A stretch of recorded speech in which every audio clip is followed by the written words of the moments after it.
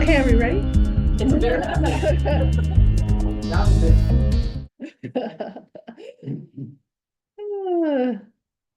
Okay, welcome everyone out there in Zoom land. You really are missing out here at this meeting tonight because not only do we have a plethora of snacks, we also have some really great conversations in the background. So next time you'll want to be here in person. My name is Christina Robb, and I serve as the chair of East Liberty Park Community Organization, and I want to welcome everyone to East Liberty Park Community Organization's October 24th, 2024 community meeting. We are here in the room. We have several folks that I'll introduce, but I also want to let you know that we have several people online. This is a hybrid meeting, which will be recorded and posted to both our Facebook and our YouTube pages as soon as possible. So thanks everybody for coming. Again, I'm Christina. In the room, I have Jeanette Young, who serves as our secretary treasurer. Also remember, if you're not familiar with the owl, it does follow your voice. So feel free to speak up. I also have Marnie, who serves as the historic Gilmer Park representation, Marnie Chandler. Done. I have Alicia Cunningham Bryant, who serves as our West Emerson geographical representative, but she also is our land use chair. So thank you. Then there's Alan Crittenden, who is a board member at large, but serves as our land use committee vice chair. Then we have Jeff Larson, who lives in the East Emerson neighborhood and serves as our vice chair, and Judy Short, who is our formidable land use advisor residing in East Emerson. And walking in the room, we have Andrew, who is on our list for potential future board members. And we have Robert Goodman also in the room, who has thrown in his hat to be on our board moving forward. So we're really up in our game here in East Liberty, always bringing in new and great people to help us out as much as possible. Online, we have Marshall Bailey, who serves as our East Liberty Park representative. He works on our Public Lands Committee, and we'll hear from him tonight. And then we also have Amy Albo, who also resides in East Liberty, and she is our 9th liaison. So thanks everybody for coming tonight. And I will introduce folks in the room as they come up on the agenda, if that works for everybody. Okay, we have a lot of great people here. On the agenda first, we always leave space for our fire folks from Station 5. And just as a reminder, now that the chat unit has moved to Station 5, they are consistently more busy around the city. And again, the alternative response group, they go all over the city. And so we haven't seen them as much as possible. But in January, we're going to get a big update from the fire department. And I also just want to let you know what we did with them just recently. The fire chief invited the community council chairs to a meeting downtown in the public safety building. They're working on their next 5-year plan. And we sat in a room with several representatives from Salt Lake City Fire, and a very few actual community council chairs showed up, but had a lively 2-hour conversation on the most important things that we would like to see. And on those lists, we were really advocating for other communities when we were talking about what we need here from ELPCO. Number one was boarded up buildings and the fires that cause so much damage around town. And we spoke a lot with our central city advocates on that, as well as our ballpark friends have also been having some experience with that. And then the other thing was the wildfire mitigation plan, which the city has been a little bit hesitant to bring online, but now everybody is all in, given the last Ensign Peak fire. And then just a funny note, I drove to Idaho the next day where I grew up to visit my daughter.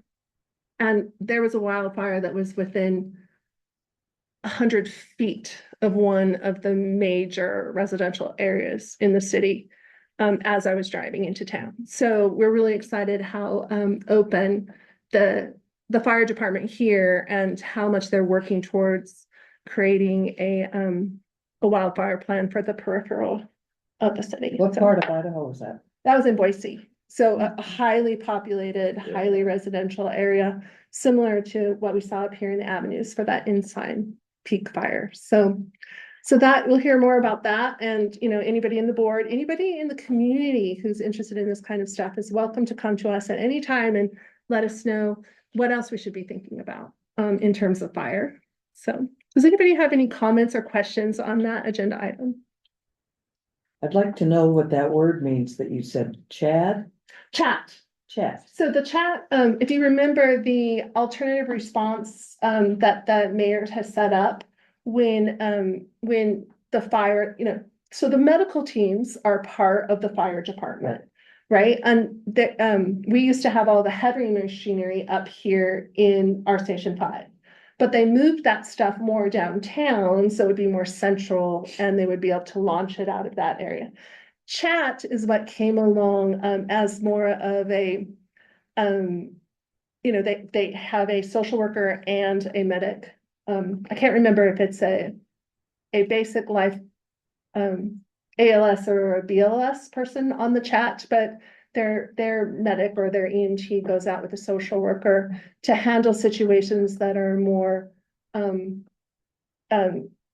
that realm. So, psychiatric or even, drugs or anything, that there needs to be an alternative response. And then, of course, the police usually show up as well. So CHAT stands for something that I can't remember right now. Community Health Access. There you go. Okay. So that is Community Health Access Team. Thank you, Alicia. Yep. All right, I'm continuing to admit folks into the meeting, so welcome. We're in the middle of the agenda, so we're just going to keep on going. Does anybody have questions other than Judy's about what chat means? I don't see any hands out there in Zoom. Feel free to go ahead and raise your hand, or if I don't see your hand, just unmute yourself and say hi to us. Okay, so the second thing on our agenda item is, as always, we're welcoming Detective Sam Follows from the Salt Lake City Police Department. He is our District 5 Community Liaison Officer. And welcome, Detective Follows. Thank you, appreciate it.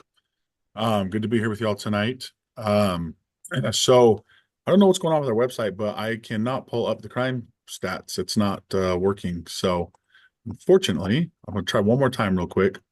But I've been trying all night to get it to pull up, and it's not functioning properly. So I don't know if I'll be able to give any of the exact neighborhood crime stats, but let me try one more time. But in the meantime, so as Christina said, I'm Detective Sam Fallows. Your community liaison detective for the area. So if I can't get this to work, then I just want to go over a couple of just some updates as we're coming into like the colder weather, things like that. We have seen not a huge increase in motor vehicle thefts, but I have seen a little bit in some of my neighborhoods, and it's going to continue as the months get colder. We get a lot of vehicles being warmed up, left running, and then unattended. I've even seen people like run into gas stations with their cars like unlocked, open, and running. And I'm gonna tell you right now, if you do that in Salt Lake City, just plan on your car getting stolen, because that's well, do that anywhere. Don't do that anywhere, but your car is gonna get stolen. So I see that unfortunately like all the time. So, but as we're coming into the colder months, we're gonna kind of start to see those numbers increase a little bit. So just try and do everything you can to make sure that you don't become a victim of that. If you know the things that we can do to avoid that. So A few years back, we had quite a few motor vehicle thefts that involved extra keys and fobs left in vehicles, like extra ones that people like store in their car. So just, if you're doing that, probably don't, because if they break into the car, or a lot of times they just check the door handles, and if they can find one open, then they'll rummage through the car, and obviously they're going to look in the glove box first and those kinds of things, and then if they find the key, then then your car's gone. So it's best not to do that.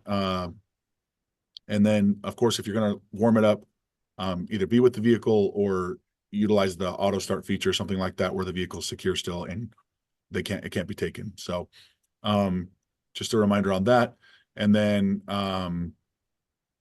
as the months get a little bit colder, you might see, so for we'll talk a little bit about like the homelessness issues and some of the things in Liberty Park that can pop up during the colder months, and also what we're doing. So all of the winter overflow beds are currently open now and pretty much utilized for the most part in the shelters. And so that's good, because they opened, I believe it was even more this year, but for sure, like at least 600, because that's what we had last year. And I believe it's going to be, I think it's like 900 this year is the goal.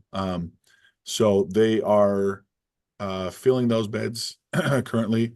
As it gets a little bit colder, some of the people that are shelter resistant and things, you might see them setting up tents. If that's the case, you can utilize the SLC mobile app to put in a tip to the city to send out some resources. We always kind of start at the lowest level and try and get them into a shelter or something like that. But if they refuse, then we can, then we'll up it to the next level of removals and things like that. Because the camping thing just becomes a health issue in the park and things like that. So as it gets a little bit colder, if you're starting to see those issues, you can utilize the SLC mobile app to report that. And we have a meeting every Thursday morning where we prioritize all the different camps based on how close they are to senior homes and elementary schools and public places like libraries and like parks, and get those taken care of. So that's another good resource for you as well. And also, if you're experiencing speeding issues, things like that, the SLC mobile app is also a resource you can use for that. Although I don't know if I had someone tell me that they tried to use the app and it didn't really work as well. So if it's not working, you can use the email directly, which is just the slcpdmotors@slc.gov. That's a good resource if you have speeding issues in your neighborhood, people not stopping at stop signs. Sometimes our motor unit doesn't know about like the smaller areas, like the thoroughfares like 1700 South and 1300 East and 900 South and Sunnyside, in those areas, they know very well those areas. But some of the smaller areas within the neighborhoods, they may not know is having a major issue. And so we can get speed trailers out there. We can get the motors unit out there to do some directed speed enforcement, and kind of help solve that issue. So if you're having that, reach out to me, or reach out to just the motors directly, and we can coordinate that. So yeah, did it work? I think it worked. Okay. Let me see if I can talk about some stats. I hope these are accurate because I'm not 100% positive. Uh-oh. I don't think these are accurate. I'm not. The website's being really iffy right now, so I'm not going to go over these because I don't think they're accurate. It says we had 132 thefts in 1 month, and I know that's not true. So, just in this neighborhood. So I don't think it's accurate right now. I don't know what's going on with the website. It's being finicky, but I'll follow up with that on the next meeting, and we'll do 2 months of stats on the next meeting, because this is not accurate for sure. I'm 100% positive. So, but yes, just be aware, the motor vehicle thefts, SLC mobile app. I think that's really all I have for tonight. Is there any questions that I can answer from the group or online? Yeah, I want to know if you arrange this behind this scene with Chief Brown, because whenever he sees me coming, he's always like, "Oh no, we're going to talk stats." So, Maybe, I is don't this know. something you? Yeah, All I right. don't know. It's just not working. Anyone out there in Zoom have any questions for Detective Follows? Anyone in the room? Guess you're getting off light duty tonight. Oh man. No, Okay. I do, sorry, have a question. This is Ashley Tolman. I'm over on Lake Street. And I haven't attended a meeting for a little while here.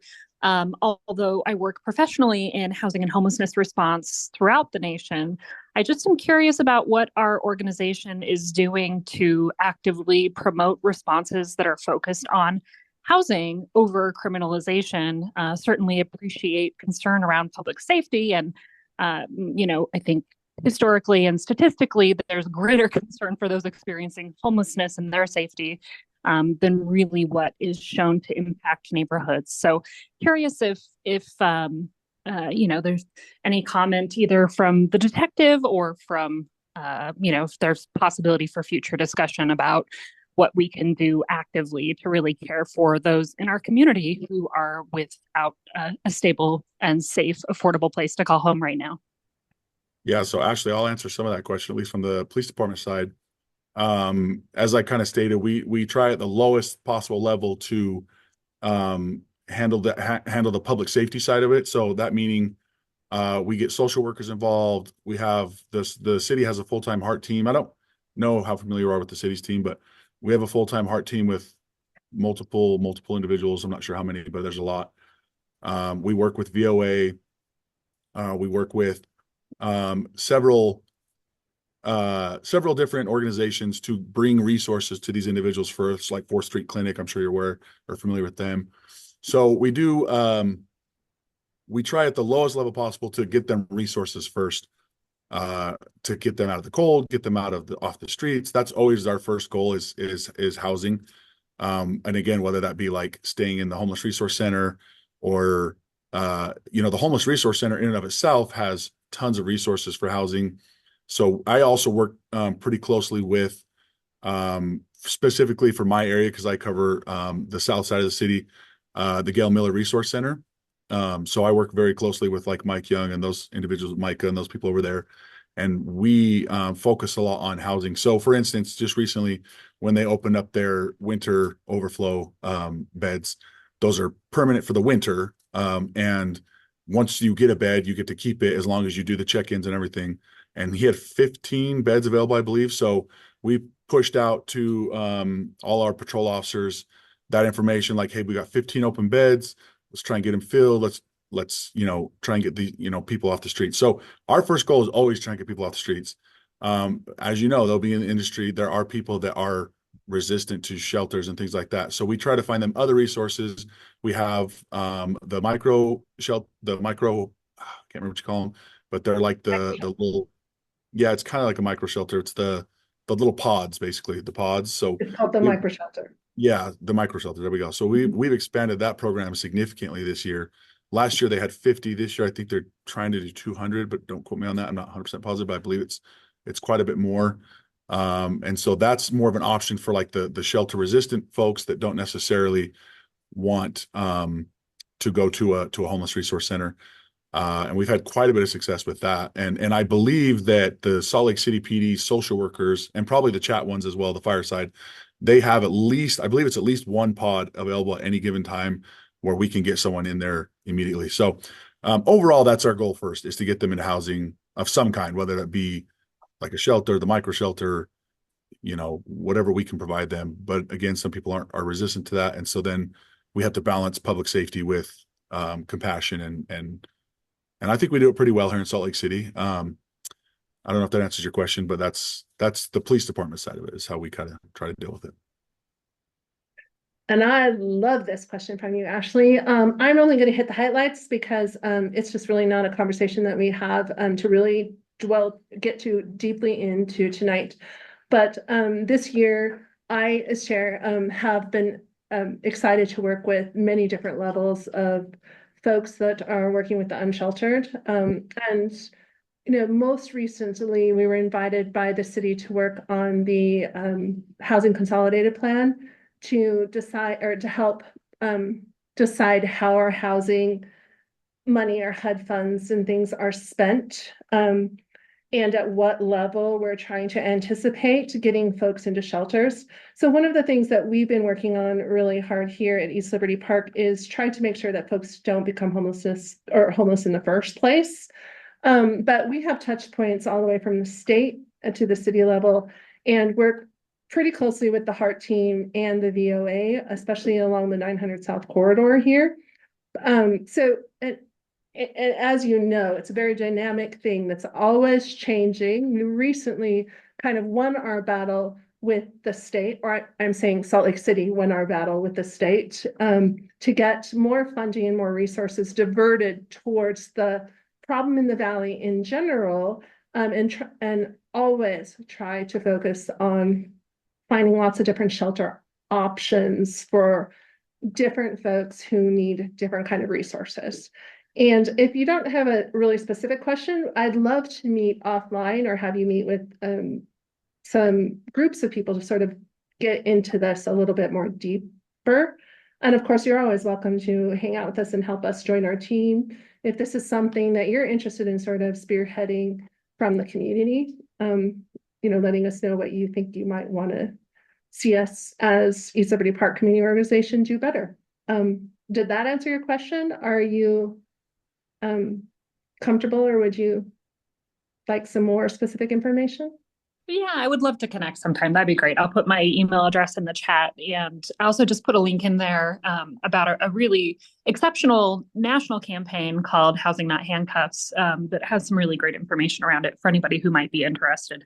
Thank you appreciate everybody responding to that, and hopefully that wasn't too much of a sidetrack derailment.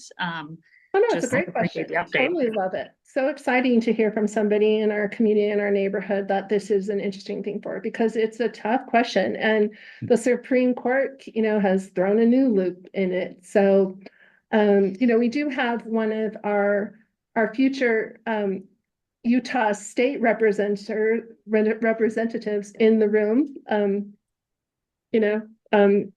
We'll see for sure after this election if that's true, but we're having a race right now.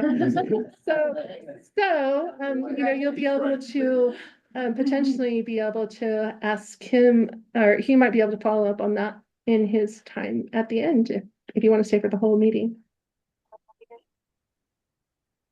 Okay, moving on to our next agenda item. Hey, Ellen, can I borrow your agenda? It'll be on the screen. Oh, there she goes. Okay, we have Josh Raboya from the mayor's office. He is our liaison, and he is also in our Zoom tonight. Welcome, Josh. Thanks for coming. Thank you. Thank you. Good evening, everyone. My name is Josh Raboya. I'm the community liaison in the mayor's office for District 5. I'm happy to be joining you tonight, those in the room and those on Zoom. I have just a few updates to share from our city administration and our departments, and then I'm happy to answer any questions on those things or anything else related to the city or to the mayor's office. So our sustainability department is launching again the landscaping equipment exchange program, which you may have remembered from earlier this year. That was done for lawn equipment and then in the summer for e-bikes, and the third air quality initiative in the city this year through our sustainability department is the landscaping equipment exchange program for the fall. And it is currently running. You can now apply for this through until noon on the 29th, which is next Tuesday. And this year, on this round of funding, you can apply to receive a voucher to purchase an electric snow blower, a leaf blower, or an electric snow shovel. So actually I never had seen an electric snow shovel before. Mayor did the press conference earlier this week announcing the program, but maybe everyone knows what it is. I had never heard of an electric shovel before, but I thought it was pretty cool. But you can get one of those, and depending on whether you're recycling a gas-powered equipment or just wanting to get new equipment that is electric, can vary how much funding you get. So if you're recycling equipment that's gas-powered, you can get up to I believe about $500 towards purchase of a new piece of equipment. And if you're just purchasing, you can get $250. And so that's the amounts that are given out roughly for this program. So if you apply by the 29th by noon, that's that's kind of a lottery program. So it's not going to be first come, first serve. So everyone gets a chance, equal chance to to receive a voucher. I'm anticipating the high demand for that. So the address website for that is slc.gov/sustainability/landscaping. And I put that into the chat. Aside from that, of course, we have an election coming up in a couple of weeks, and we, in the mayor's office, occasionally do get calls and asking information about voting. And we remind people that voting and elections are run through the county clerk's office. But of course, the voter registration deadline is tomorrow, the 25th. And then in-person early voting is running right now, October 22nd through November 1st. And last day to postmark the ballot is November 4th. So just sharing that reminder. And remember to check on the county clerk's website for any information or questions about the elections. And then we have a couple of events that the city's sponsoring for Halloween. Tomorrow at the Public Safety Building Plaza from 1 to 4, they're having a Halloween Fun Fest, their annual trick-or-treat event. So that runs from 1 to 4 tomorrow at the Public Safety Building Plaza. And then on Saturday at the RAC, the Regional Athletic Complex out in Rose Park, the city's public lands is doing the Halloween Monster Fest. The name just escaped my mind, what they call it right as I'm talking, but they're doing a Halloween event out at the Regional Athletic Complex. They do the big event with inflatables and things like that. So some Halloween stuff happening for that, for other alternative options for trick-or-treating. And then I'll also note that we've been getting some feedback on the city mobile app. I don't know how many are here or watching the meeting are aware of the city's new mobile app, or has everyone kind of run into that perhaps? So we've gotten some conflicting, some different reports as to how well that new app is working. It seems like in some cases people are reporting things, are not able to go back and view the history of the requests that they've made, or the tickets are closed immediately after opening them.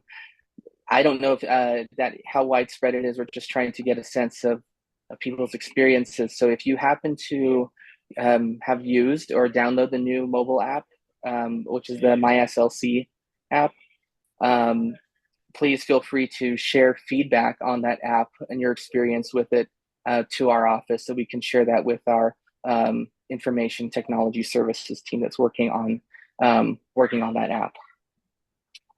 And I think that's about it that I have to share from my end. Feel free to reach out to our office anytime if you have any questions about requests that you've made to another through the apps, or questions, or just any feedback you'd have to share with us through the mayor's office. And I'm happy to take any questions.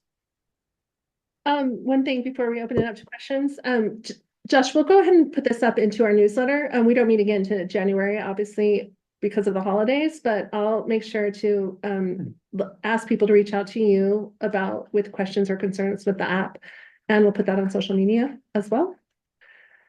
Is there anyone in the room who has any questions for Josh about this or anything else that you'd like to know or understand better from the mayor's office? Josh, thanks ahead. for this, and really interesting. I just clicked on the link though for the leaf blowers, and it doesn't come up as a program, where it says I say apply and only has fix the bricks and small business construction mitigation, unless I'm doing something wrong. I just wanted to make sure that it was ready to go before we shared it. Right. I think, let me see. I know it is. Yeah, I believe Email. the link that was shared in the chat was correct. That let me see. Did Alicia put that in there? Yeah. I mean, did anyone else get in? Maybe it's just me, but before we share it with I everyone. think the one that Alicia put in the chat works.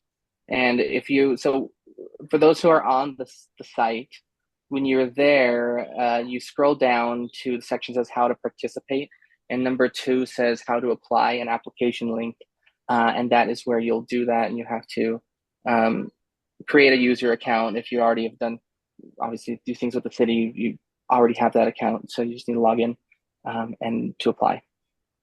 Yeah, it's not showing up, but just so you'll check it when you get back.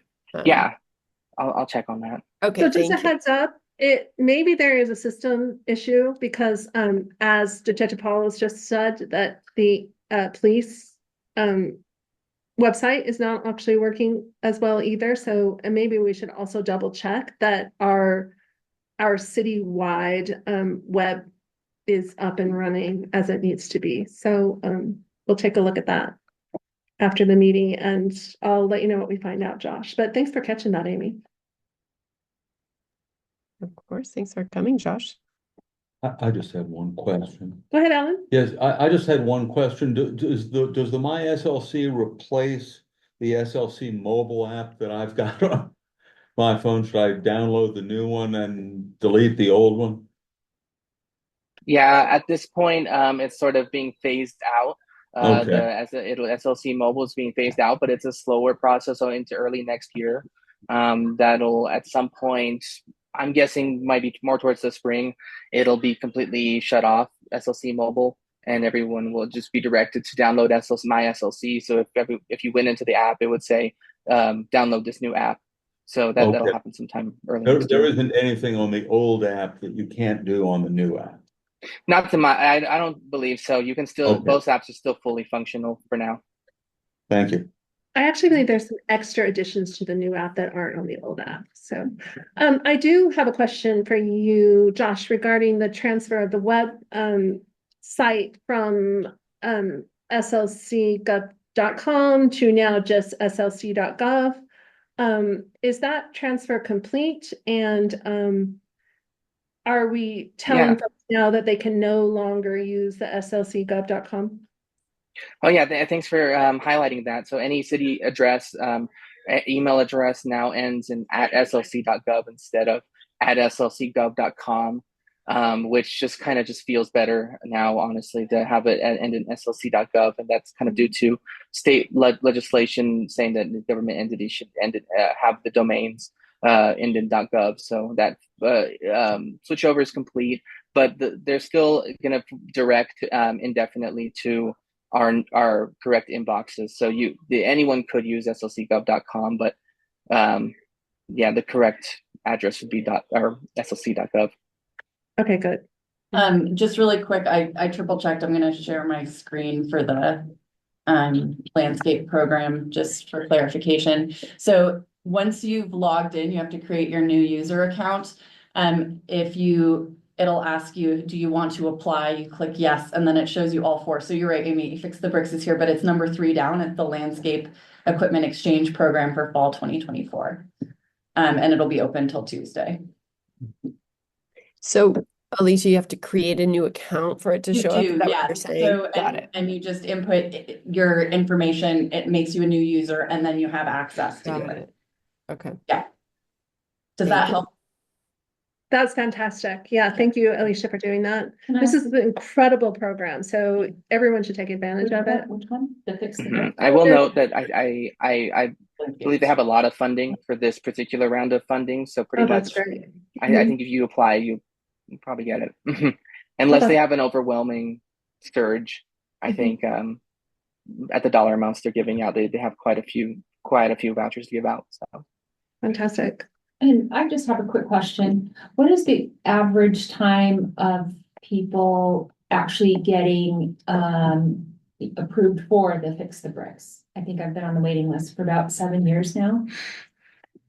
Did you hear that, Josh? Actually, yeah, it's pretty long. Our house. It has? How Yes, long were you on there? So we were on there because 2 owners before us applied for it. Okay. Okay, that's what. But when they came to the house, they said that they're working through their grant now. They actually have staff, which they didn't have before. So they'd moved through more people in 1 year than they had in like the 5 years prior. So they are making really, really, really good progress. They work all summer. So they start then doing the interviews with people around January, February for the coming summer, because then they put out the bids and they'll bring people to your house and then they'll run it through the summer. Okay, Awesome. good. Yeah, that's good to know. I love that East Liberty Thanks, Park Community Alicia. Organization board members are such great ombudsmen for the city. We all have all the great stuff to talk. Let me So ask a did- question. Hold on, If let's you- let I can Josh send you- go ahead and say, was that correct as far as you know, Josh? You want Yeah, that's correct as far as I know. I know that they're running through that a lot at a better pace now, but it's still such a backlog that people have been waiting for so long. I had a constituent, I had a resident come up to me actually from your area, the Liberty Wells area also. I believe she lived in, kind of proposed or suggested that maybe the city should ask for some state appropriation to help accelerate that and help with seismic upgrades. And so that's something that, I'm putting her in touch with our city legislative team to see if that's even a possibility. The point being, if you have any ideas, of how, how the city should, how we should work and where we should be looking for funding and just creative ideas, that please feel free to reach out, and we're happy to put you in touch with anyone in the city that is an expert in that area.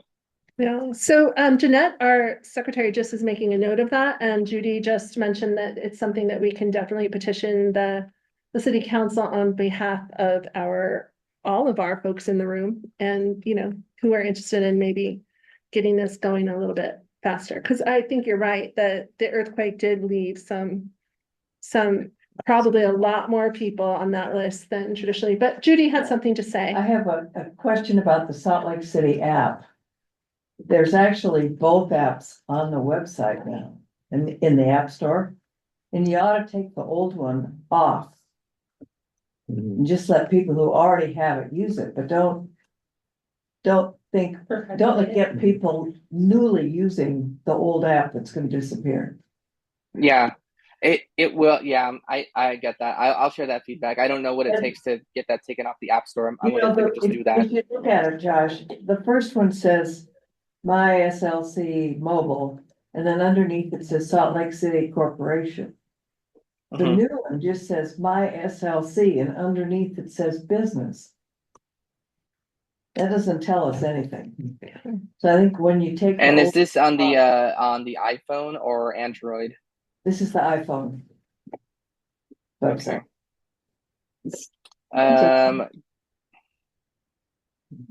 So I do honestly think, though, that I'm going to share a little lived experience that I had. I do think that the new app actually has replaced the old app. So when you download the new one, it is the replacement app. And the SLC Gov one is the old sort of like online, when you could just do it on your desktop or whatever. So that was actually a separate app. And I think My SLC Mobile. Okay. So. Yeah, I see what you're saying there. I think maybe that's right. I wasn't aware of that. That's helpful to know, just because I had it on my phone for a while, because we had it as city employees, some of us had it in the testing phase on our phone. So I never got to see it from that perspective when you're downloading it. So that's helpful. Thanks. But then when you get the new one, old one gone, put Salt Lake City Corporation under the My SLC. Judy, I've got a question for you, because I just looked up the My SLC, and I see the My SLC Mobile Salt Lake City Corporation, and I see this My SLC Business, but it's a business out of Canada. Oh. Yeah, so it has. Did you hear that, Josh? So district. So it is, okay. A Canadian site. Yeah. Go with the one with the Sago lilies. Yeah. So what it means is That's a coincidence then. showing on the iPhone website. Actually, that is the new app. It replaces the old app, because when you pop it open, it just doesn't necessarily being messaged, right? So from what I understand, she's saying the name is really the name SLC Mobile. Yeah, so It's I the think new they've left the new app under the actual title My SLC Mobile. So My SLC Mobile, yes. yeah, I believe on the website, but it is actually the new app. If you downloaded it right now, that would change it. So yeah, so Okay. that's great. Maybe we can help with that messaging a little bit. To make sure that we're calling it what people will actually see on the Well, when they it should find be it. recognizable. It should be Yes. really branded. Yeah. So. But I mean, that is the Salt Lake City flag, but I'm not sure a lot of people know that. All right, cool. Are we good? Does anybody have any more questions? That was really great discussion and important stuff there. All right then, so I am going to move into the next portion of the meeting, and we are a little bit behind, so we're going to try and keep stuff up. I'm going to turn it over now. I'm going to actually let Jeff sit in my seat. This is Jeff Larson, again representing ELPCO as our vice chair, and he is handling the next agenda item. We bump in there, Jeff? Sure. As Christina mentioned when we started, we have some guests here in the room as well. But before I introduce them in person, I want to, Josh provided a great segue into elections, where one of the things ELPCO is here to do is provide a platform and information about candidates that we don't hear about in the news every day. There's plenty of those that are on news channels. But we've got candidates that are here in our local immediate area that also affect our daily lives and our families and our neighborhoods. And so one of the races and elections that we wanted to bring some information to the community for is the election for the Salt Lake School District Board here in District 5. So we put together an interview with the two candidates for that race that are on the ballot. Josh talked about the dates and when those ballots are due, so get out and vote. And we're here to provide an informed vote and help you make your choice as you get into your ballot and returning that. So here tonight, here tonight we have Mohammed Bade, who's the incumbent for the Salt Lake School District Board seat, District 5. And we also have Russell Astron, who is also running for the Salt Lake School District District 5 board seat. So we're going to let them introduce themselves and give a brief introduction, and we'll have a short time for some questions and answers tonight while they're here with us. But I want to first direct you to our Facebook page and our YouTube channel.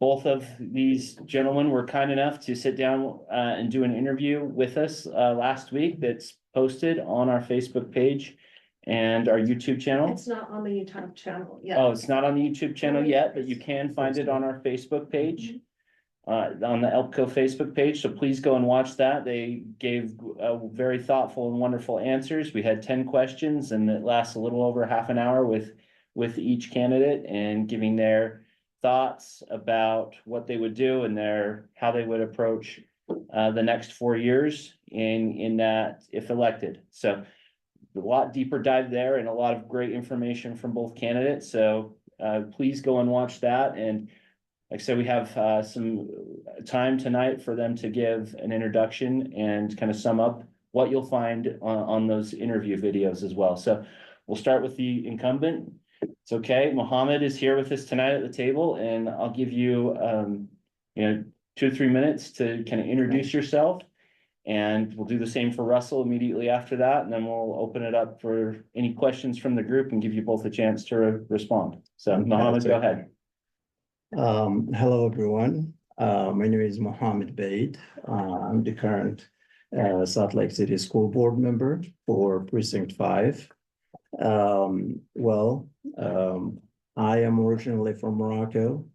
If you've never been to Morocco, you know who to reach to. And the only place you can have Moroccan food is my home. That's it. The whole city. Yes, even the whole city. And so I came to US back in 1999 for a purpose of chasing the American dream. It has its ups and downs. the past 25 years indeed. I am a son of parents who cannot read nor write, came from dirt poor, but nevertheless, they always focus on one thing, and that is to make sure that I get a better education, to make sure that no one will ever take advantage of the name Bade as they were taken advantage of.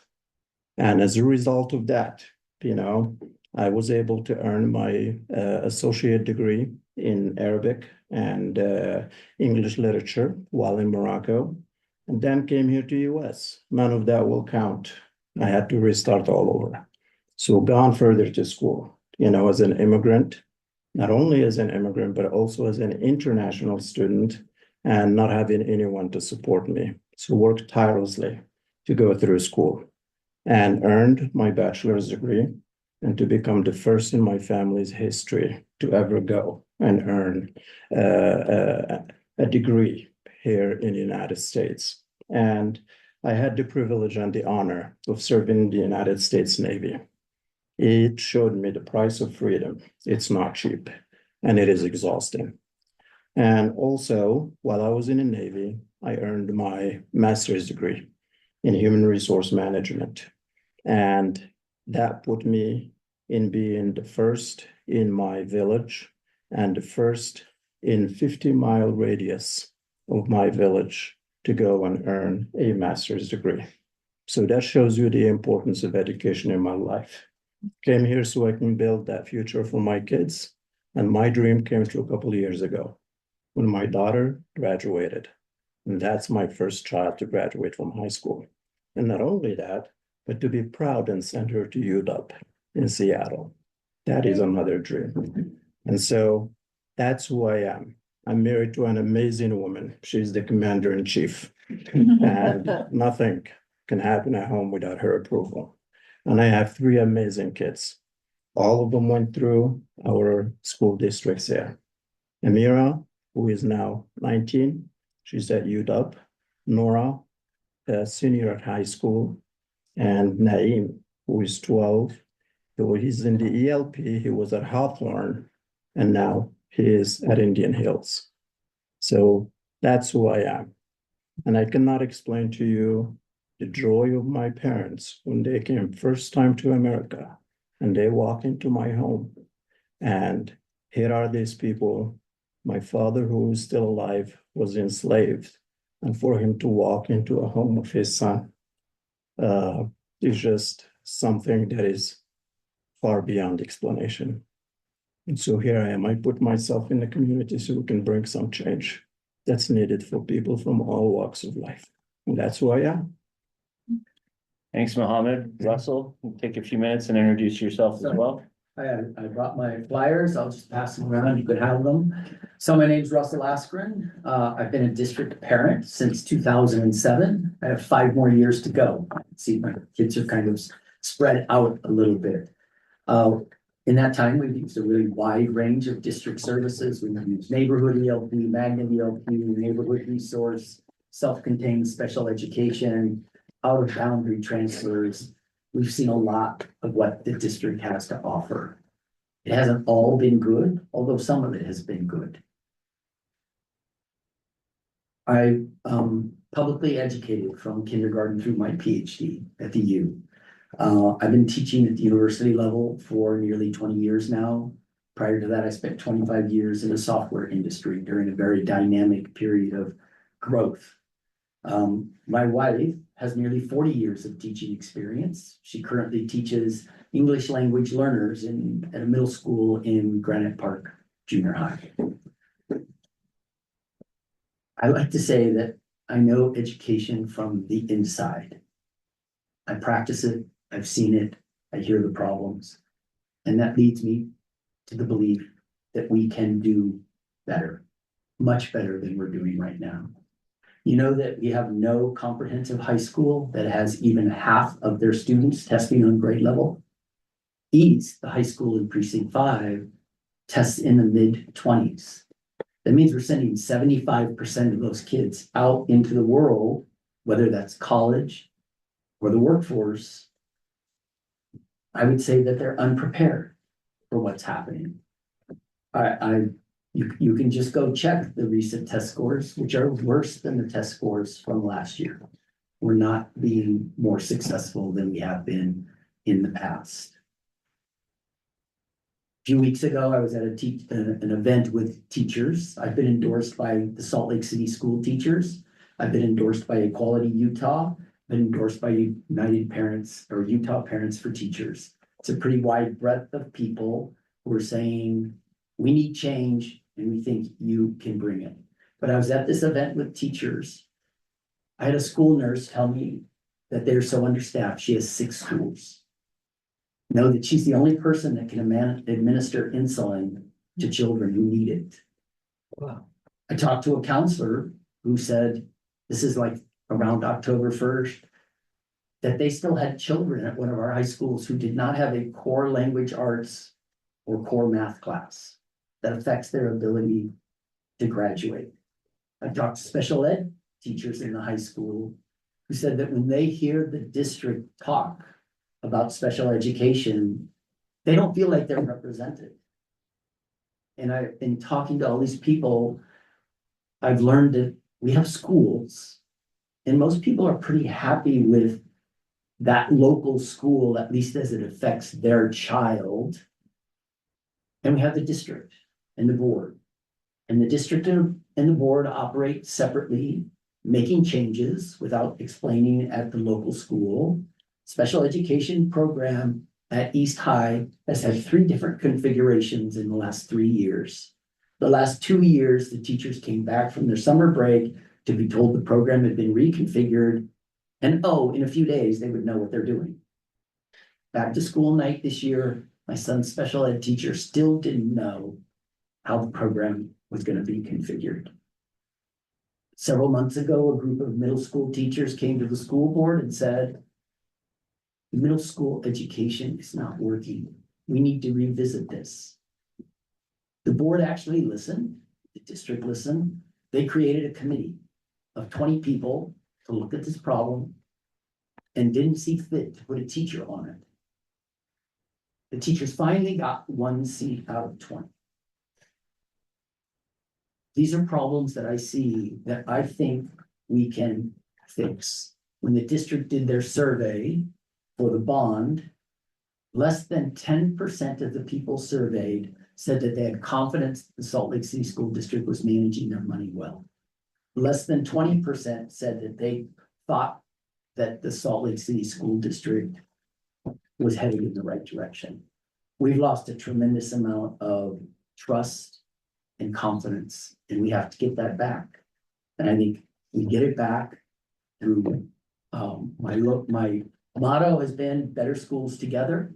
We have to get everybody into this system to try to talk about schools, not even mentioning the horrendous process for closing the elementary schools. We especially have to get people who are neglected from this conversation. For example, taxpayers with no children in schools. Accountability, transparency, asking tough questions of the district, setting a tone that raises our commitment to good educational outcomes. That's our most important mission, and that's where we're failing. Thank you. So we're going to open it up, and again, for a deeper dive into each candidate's platform and their responses to some of the issues that talked about tonight. And we're also going to lead into discussion about the bond in just a moment. But if you want more information about where each of these candidates stand on issues through the district and how they would serve on the board, I'll direct you back to the interviews that we've posted on our Facebook page. But I'll open it up just for a minute. Any questions from the room or online that you would like to ask the candidates while they're here? Is it a requirement to wear a turtleneck if you run for school board? Nah, No, but you won't find me very often in black. nah, it's a style. Yeah. Outside. Not Only for a community council meeting. That when you come to ELPCO, that Ah. where, that I'm gonna make sure the next few years that this is happening. I think that would be swell. Alicia, you got your hand up? So for each of you, what is one change that you would want to make, like the first day you came on, what would be the key issue you'd like to address, day one? If I were to make a new policy, my policy would be any child in elementary school not testing on grade level get resource. To pull them up to academic level. The achievement at high school is gonna be much easier to achieve if we start when they're young. Okay, well, for me, having been there for so long, there are so many things, of course, that can be fixed. But nevertheless, we cannot afford to just sit back and say that our district is abysmally failing. Because guess what? My kids have graduated from there and they are in the public schools right now at the university that is well respected. Are we doing a great job? Absolutely not. Is everyone really able to do that? No. But going back to your question, one thing for me that I would do is we have hired an amazing superintendent, and I want her to be empowered to shake the district. By that I mean, be able to change the chart, the organizational chart, and give power and place people who are right in their positions who can actually bring change to those schools. And we already see in that some amazing things are happening. For example, we have the,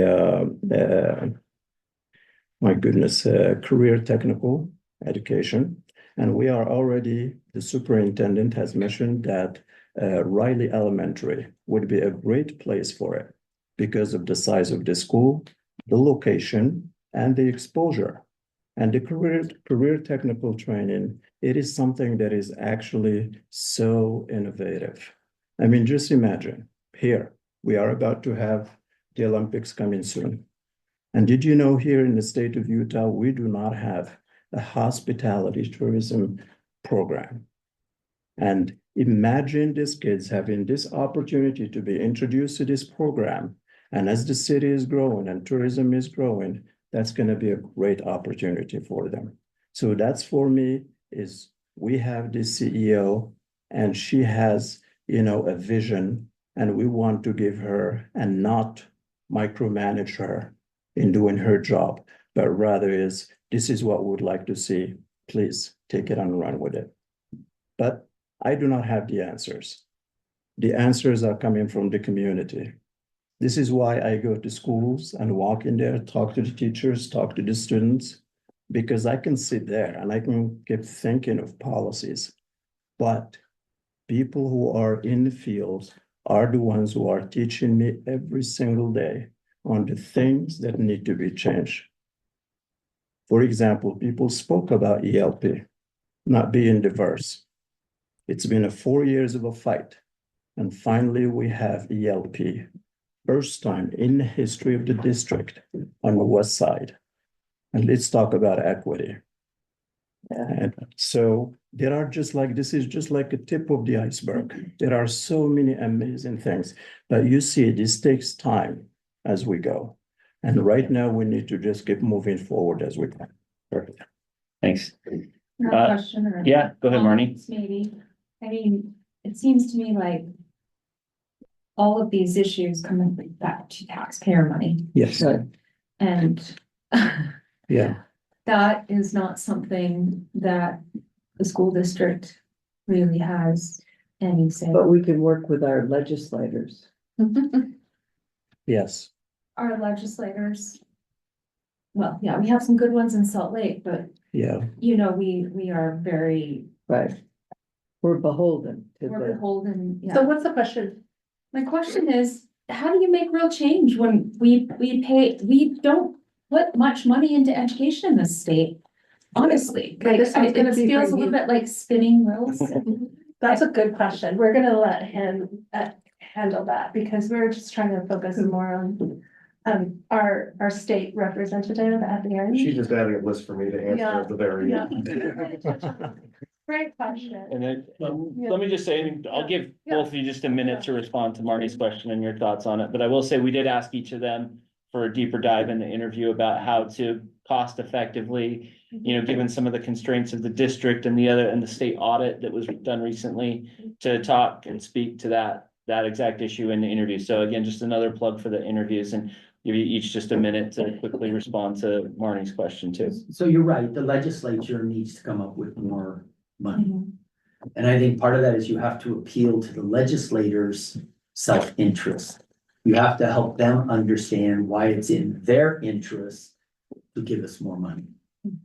I've seen various statistics that somewhere between 80 and 90% of all students in Utah are in public schools. That means the majority of people's employees, the people who are going to be our innovators and our entrepreneurs, the people who are eventually going to run community councils and run for legislature and be governor, are more likely to come from a public school than they are from any other source. And we want to make sure that those people have the resource to provide to be well-trained for our leadership, for our economy, and for our communities at large.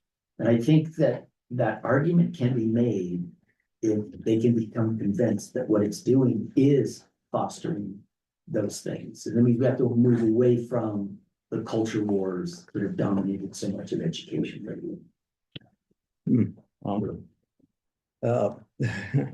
One, I was shocked when I first time found out that Utah is 50th in the nation when it comes to public school funding. That is just embarrassing. We're not even the poorest state in the Thank you. country. And actually, we are like one of the top educated states, which to me still does not make any sense. But the sad reality, because, the power is in the hands of the legislators. And this is where the voting comes and its importance. I know right now it seems like our votes are not going to make much of a difference, but I'm a firm believer that one drop of rain at a time, and we see floods of waters in the streets. And that's what it's going to take. It's going to take years. And here we see a change coming right over here. And we see also so many others who are running for office now. And there are so many seats we're going to be able to flip. So that's what it takes place. It is so hard when you are given like Salt Lake, we pay so much taxes, but we do not get all of those money to our schools. It is a game played to a point that we're left with not much. And they pass the buck and they're like, you guys deal with the problem. That's it's just a sad reality. But this is where diplomacy comes as very important. Legislators knows when I stand, when I speak, but my relationship as well with legislators when I walk into the building and be able to have my diplomacy way of talking with them and presenting them with a reality, that's, to me, is a stepping stone towards something better eventually. Any other questions online? Well, I have a question, but it goes into the bond, sort of a bridge question. So should I just wait? Yeah, wait. Yeah, wait for that one. Okay, maybe we can say that I'm opposed to the bond and just let that sit there as. Yeah, you're welcome to put that out there and. Yeah. Yes. We're gonna talk about the bond, so I'm gonna kick all the bond questions down the road. So we're gonna have a little bit more conversations about that. Okay, everyone good? Okay, great questions. So I saw on my list a couple of things, and we're lucky to have Grant in the room because there is so much that I think that we're lucky to have somebody who is likely going to be representing the state, us at the state level, that have to do around education. So we'll be continuing this conversation and hopefully folks can stay till the end. So maybe we can have a little bit more question and answer around that. Okay, so the next part of our agenda is actually, we invited Mohammed here as the incumbent of the school district to speak to the bond. And I just want to be clear, this isn't an opportunity to campaign. This is to tell us what is on the ballot that your board that you represent us in the room on are asking the public to support this board, this bond. And in addition to giving us a little information about the bond itself, we'd also like to know why now? Go ahead. Yeah. Room is yours. Thank you. Well, first to answer the question, why now? Okay. We live in a city that's growing so fast. Yes, student population is decreasing, but our buildings are getting old. It's just a reality. And keep repairing and fixing and patching things is just not working. I was in the Navy and we have ships that rust and we just keep painting over the same rust, and eventually that ship will be, decomposed for in the middle of the ocean because the care was not taken care of from beginning. Now, our bond is for a purpose of rebuilding our West High School and our Highland High School, and also continuing with our sustainability program, and also building the athletic center for our East High School. Now, a lot of people are asking why East High School? For the past 4 years or the 3 years that I've been here, I've watched our girls play in the little soccer field with potholes. And right next to it is a cemetery. While we have the football guys, they play in that nice field. And during soccer time, when the men are playing, they play on the nice field. And as a result of the playing in that small grass field, we had so many ACL injuries that our girls were sustaining. But guess what? Sitting down with the business administrator and bringing Title IX to fruition and let them know that this has to be fixed. And that is why part of the bond is going to make sure that Title IX is respected. And we talk about equity so our ladies will be able to play, and represent the sports that they love. And after talking to him this year, they were able to play most of their games on the football field. And that, to me, we talk about equity. It's putting it to action. So in regards to how much we spend on fixing the current problems with the two schools, we are spending anywhere between $5 to $6 million given at a time because of the infrastructure, because of even like at West High School, the Wi-Fi cannot go through the walls. That's how dreadful it is. And also we talk about sustainability. I mean, we are the lead in the district when it comes to sustainability. Having electric buses that are charged with solar panels, that is to me a sustainability. We owe it to our children, we owe it to our health, and we owe it to the city. And it is embarrassing when inversion takes place and we are compared to Delhi, India. And our air quality, like this morning, was at 108. We should not be dealing with that. And our kids deserve better air. And so with these new high schools, they're going to be powered with solar power. And again, here we are talking about taxpayers being actually put to work. So this is something that is really, really thought about for so long. $730 million is not cheap. It is a lot of money. But one thing that keeps me awake, like when the earthquake hit, the nightmare was what is going to happen at that West High School. I mean, we can't do like the fix the brick city thing. It's not going to work in that school whatsoever. My nightmare is like if a kid is to walk in that building and I do not want to wait until last minute and then a school collapses or something, then I would get up and try to make an action. No, we owe it for the sake of the safety and the sake that our kids actually will have a place where they can feel that they walk into that school and they feel good. Okay, Mohammed, I'm gonna actually step in and ask you again to like tell us what the bond is gonna be. Like, so it feels like we're kind of campaigning here. Mhm. And given that that wasn't the reason to talk about the bond, can you just give the people in the room some basic information on what the line items are for the bonds that you plan on spending the money on? So I heard you say, Yes, okay, yeah, let me actually, I do have actually the breakdown here. yeah, that'd be great. All right, so here is what we have. Let me see here.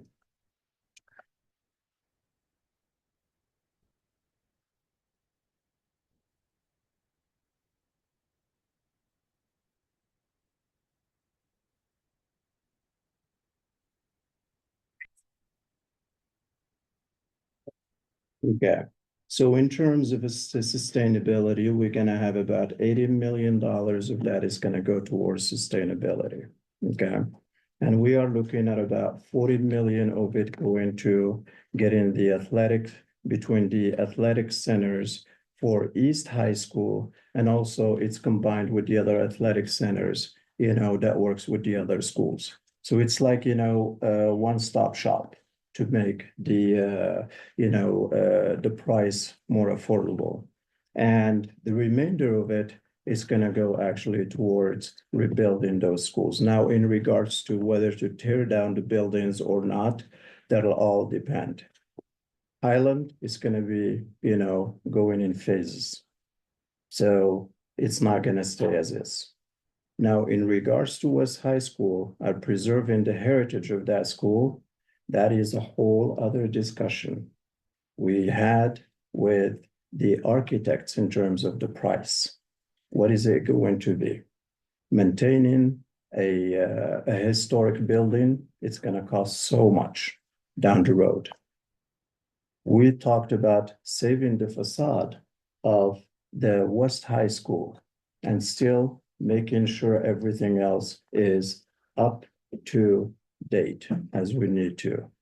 And also, the other thing too is with those schools is it's not just a question of building a school, but also working with the city to make sure that the sewer lines, the property line, like for example, Highland over here, I mean, there is a part of it that goes into Sugar House Park.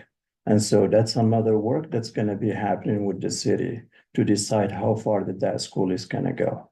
So, so did that give, yeah. Can Go I ahead. ask a specific question? So Yeah. you mentioned at the beginning that this part of this was coming from concerns about earthquake preparedness.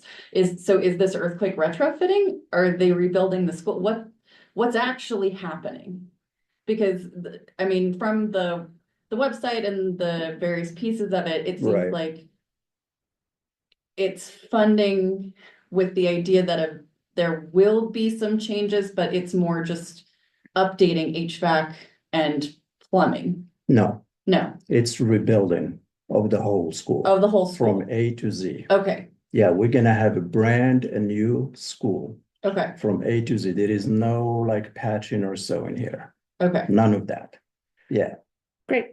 All right. Well, so if there's no further questions, I'll ask if there's questions, but our community council did put together a question to ask, and we'll let you jump in on this too.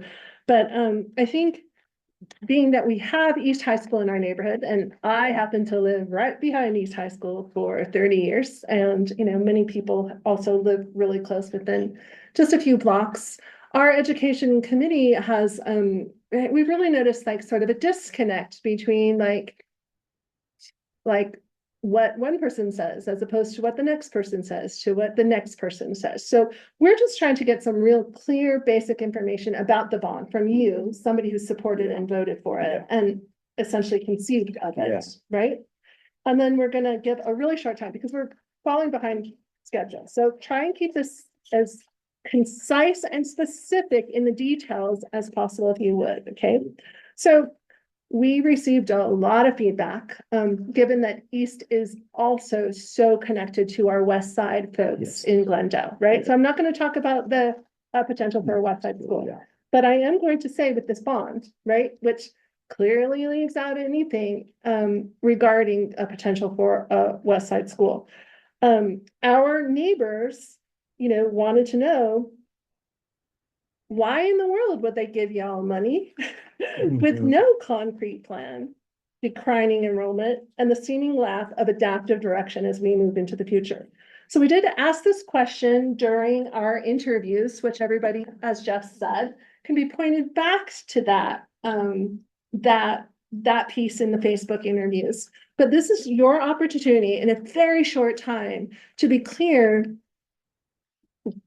if there is a plan or if there isn't a plan. Okay. So Mohammed, you kind of mentioned it. So can you take 2 to 3 minutes to really hit, like, is there a real plan or is there not really a plan? If so, why or why not? And then we'll give you 3 minutes to go ahead and follow up on that. Does that work for you guys? Yeah, and can you elaborate when you say plan? A plan for what? So For generally, the usage of the bond, Yeah. or a plan for Right. what schools we're gonna build, or what? so specifically, what we're getting as a general consensus from our community is, why do people ask for money before telling us exactly what they want to use it on? Whether or not that changes as time goes on, that's not the question. But there seems to be sort of a general concern in our neighborhood that, the specifics are so very unclear. And again, especially given the context of that we have declining enrollment. We've been dealing with inflationary pressure, so we don't really know how much things are going to cost. So we just want to hear some very specific, non-campaigning concepts of we hear the problems you want to solve, right? Do you have a specific tick list for that? We did hear a little bit about it. And the website, as Alicia just pointed out, it says things like plumbing and retrofitting of HVAC. There's a little disconnect. So go ahead and give us those very specifics, and then we'll ask Russell to just follow up with his concerns. We know that he opposes the bond. So yeah, it's very interesting clear. because there has been this whole idea that there is a lack of plan, which I personally do not agree with, because if you go into the website, it is very clear. I mean, we are not saying that you're going to give us $730 million, and that $730 million, we have no idea what we're going to spend it on. We said there are 2 schools, and those schools are going to be rebuilt. And we know with the real estate market as is, it's a reality of the cost. Tell me if any one of you here can go and fix your kitchen anymore for 50 grand. Good luck with that. It is impossible. It's just a reality of what's going on right now. And in regards also to the program of sustainability, this is something that's been going on for years. It is not something that's new. I mean, our schools, we've seen solar panels being placed on top of all the schools. We see also the buses and stuff like that. So we have that one divided into 3 phases. So we finished phase 1, and we are starting on phase 2. And for us to continue on phase 3, so we can meet actually comes 2030, we are going to be 100%, clear, clean, energy operated schools. I mean, that's something. Don't you all want the clear air? Yeah. Do you want good schools? Do you want a place where people, when they come and you show them, yeah, this is our high school? Absolutely. There is nothing in there that is hidden. Anyone that is saying that there is unclear information out there, I would love them to tell me, what is it that we are saying that is not clear? Okay, great. That was a fantastic answer. And I think that we addressed that. We'll give you a couple minutes to go ahead and. Okay.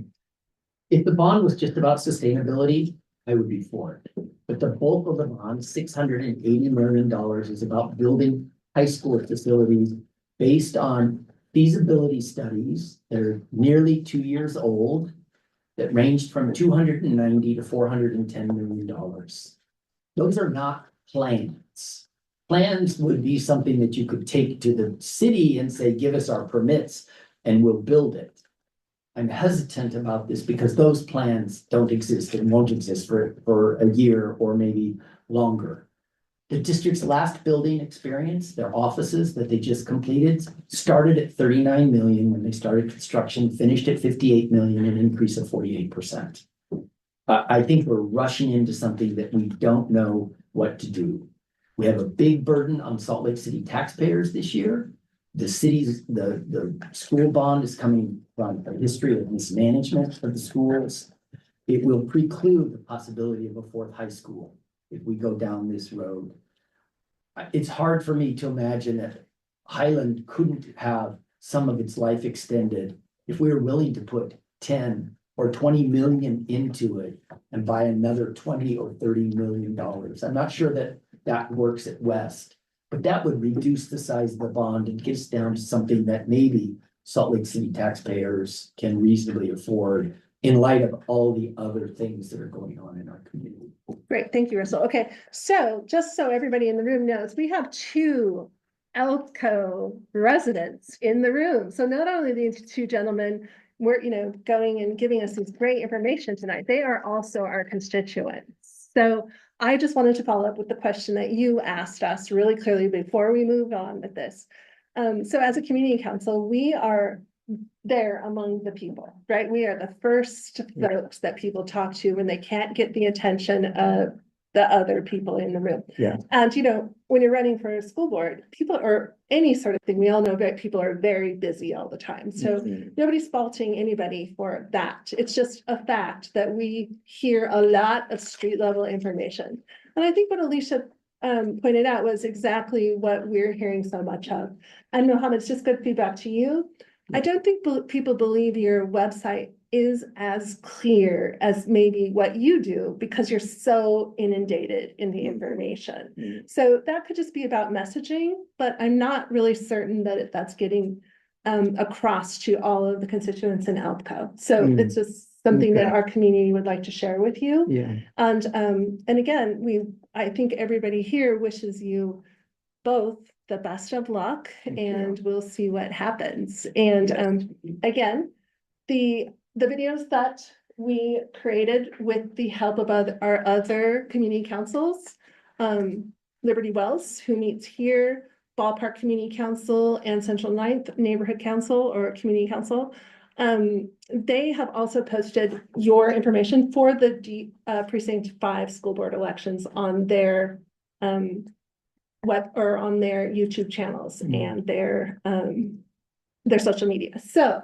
this has been a great kind of walk in democracy with you two. Thank you. Both, Thank you. best of luck to both of you. Thank you. Can I ask a question, just really quick? Sure. I haven't reviewed the interviews yet, but does anybody ask the question or speak to the fact that we're closing all of these schools, and how is that money? How can that be reinvested to do some of this stuff? Yeah, those are all in those interviews. They're very extensive, and the 10 questions, and to give like all the people in the room who committed questions and things like that, I think they were great questions. They were, and these guys didn't have them ahead of time, and both of them put a lot of energy into asking our deep, more deep. We wanted to get at some meat of the subject. So, again. And just one thing, if you hear any rumors about that the school is going to be used, as a real estate locations or so, I always say on my dead body, And that was in the videos. Yeah. So we're going to move on now. We're done with that. That's Okay. not happening. Yeah. On my watch, at least. All right. So the next thing on our situation is, and please stay with us because we do have Grant in the room. This is going to be kind of a long meeting. We don't meet again until January, but we can ask some questions regarding quick questions regarding education at him at the end. So the next thing on our agenda for the evening Amy's hand is raised. Oh, Amy, your hand is raised. Yeah, is this the part where I can ask a question about the bond? Can we, is it going to be a quick question or? Maybe. I just think it's important, Mohammed. I just want to ask, if you talk about a very visionary superintendent, new superintendent, And I have to think that anybody looking in the school district would want to invest in teachers. And I'm just wondering why buildings rose to the top. And I have to wonder if it's because that's the only thing you think that the legislature would help with, or like, why isn't it on the table that we would give teachers $730 million? Well, yeah. I knew she wasn't gonna ask Yeah, that no, question.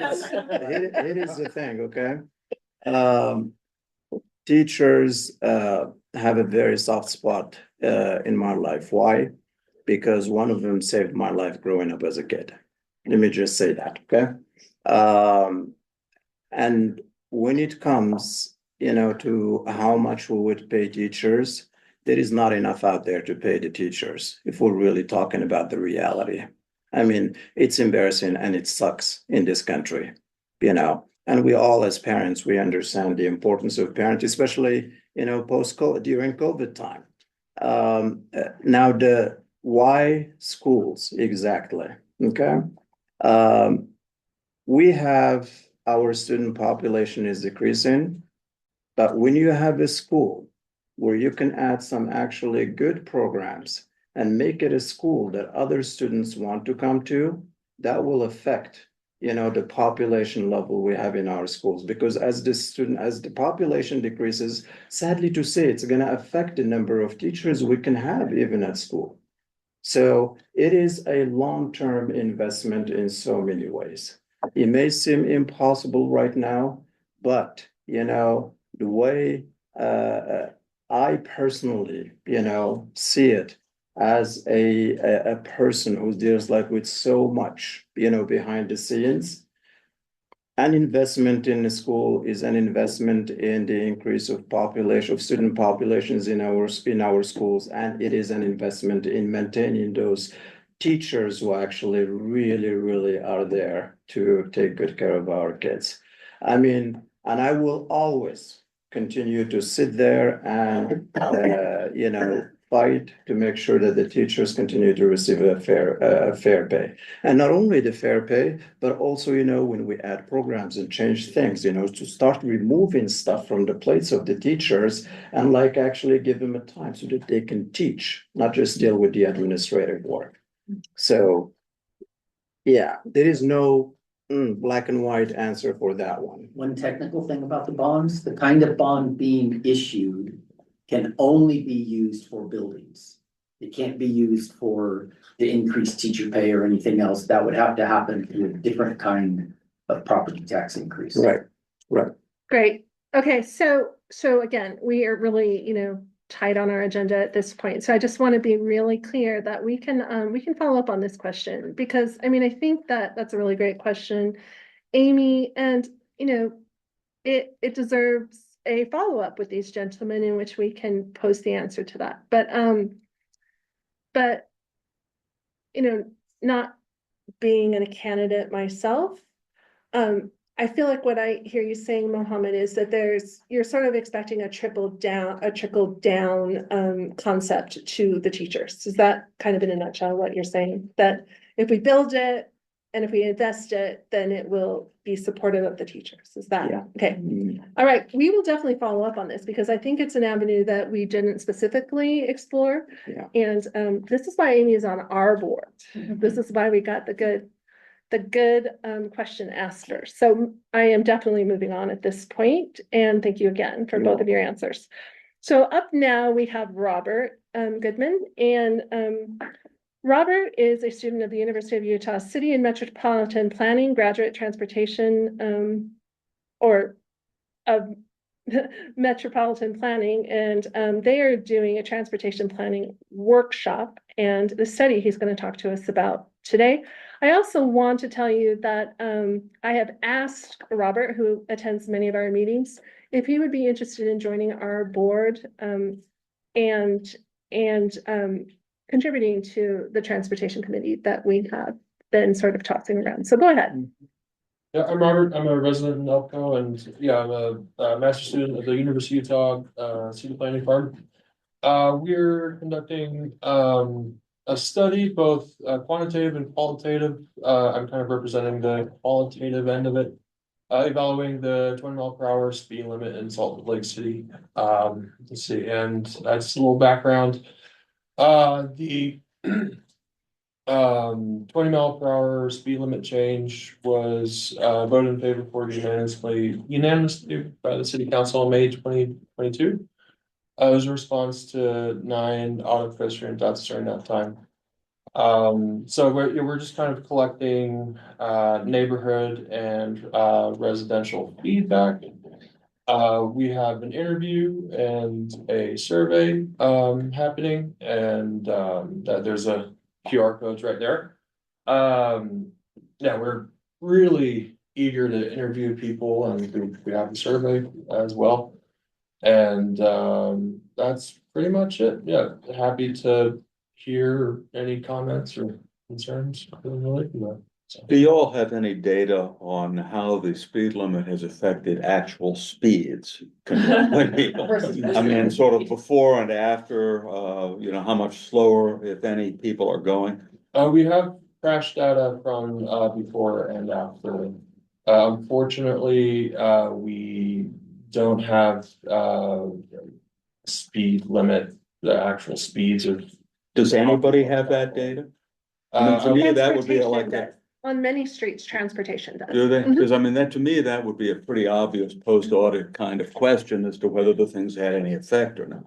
Absolutely. On my little street, they still seem to zoom around pretty much. Yeah, and so you said you were more interested in the qualitative rather than the quantitative side. So, you know, and that's a whole different set of factors. You asked about data, and I just know, you know, my neighborhood, I'm on Lake Street, and we have people who want to avoid the problem at 9th and 9th. You know, that the reconfiguration of 9th and 9th have made that very, very difficult. The location of bus stops impedes traffic, and you know, I'll just tell you, my street is much busier and much faster than it has been than it was prior to the 20 mile per hour speed limits, because people are looking for alternative ways to get where they're going quickly. And as a follow-up to that is exactly why we're putting together a transportation committee to work more closely with our transportation department. As we know in the room, I'm a member of the mayor's Vision Zero group, right? So we meet every 3 months and kind of talk about these issues, but the before and after speed limit data, the actual radar data on 11th East and some of these other streets that we have been reconstructed, we have asked for comparison. And I think we did that when Lynn was last with us. So we'll follow up with that. That's a great question, Alan. And to speak to what your question, Alan, yeah, we did have access to that data, so I think that that sort of justifies the qualitative aspect of this. Well, I hope they can get it. I mean, yeah. if y'all are doing a study, I think you'd want to have that. Yeah, I don't know the reasoning as to why we didn't receive the like speed actual speed data.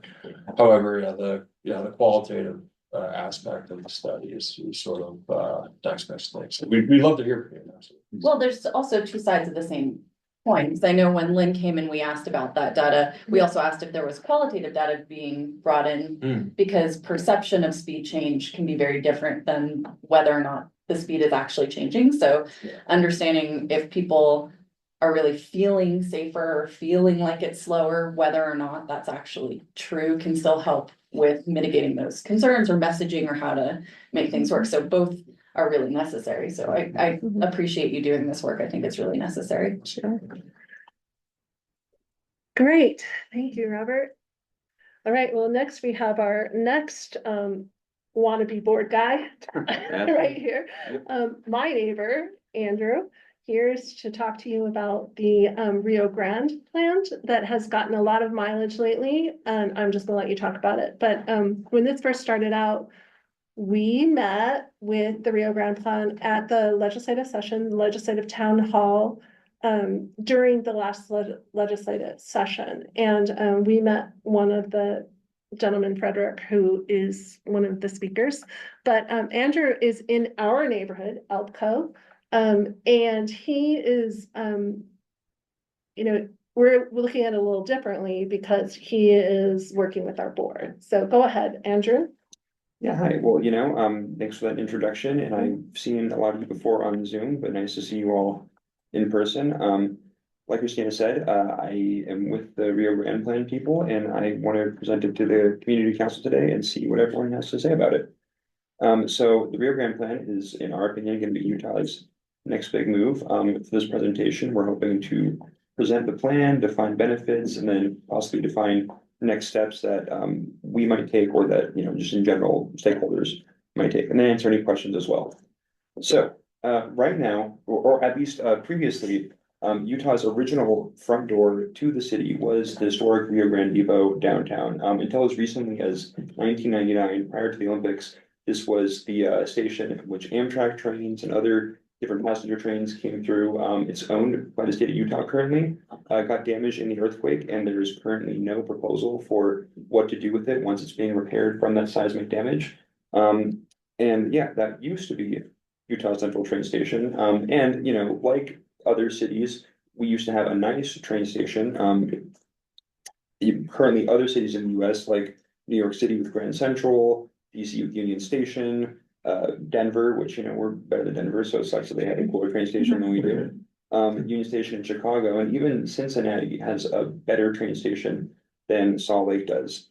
This is our current station that we have. This is our current front door, so to speak. I don't know who here has actually been to Salt Lake Central, but it's pretty terrible.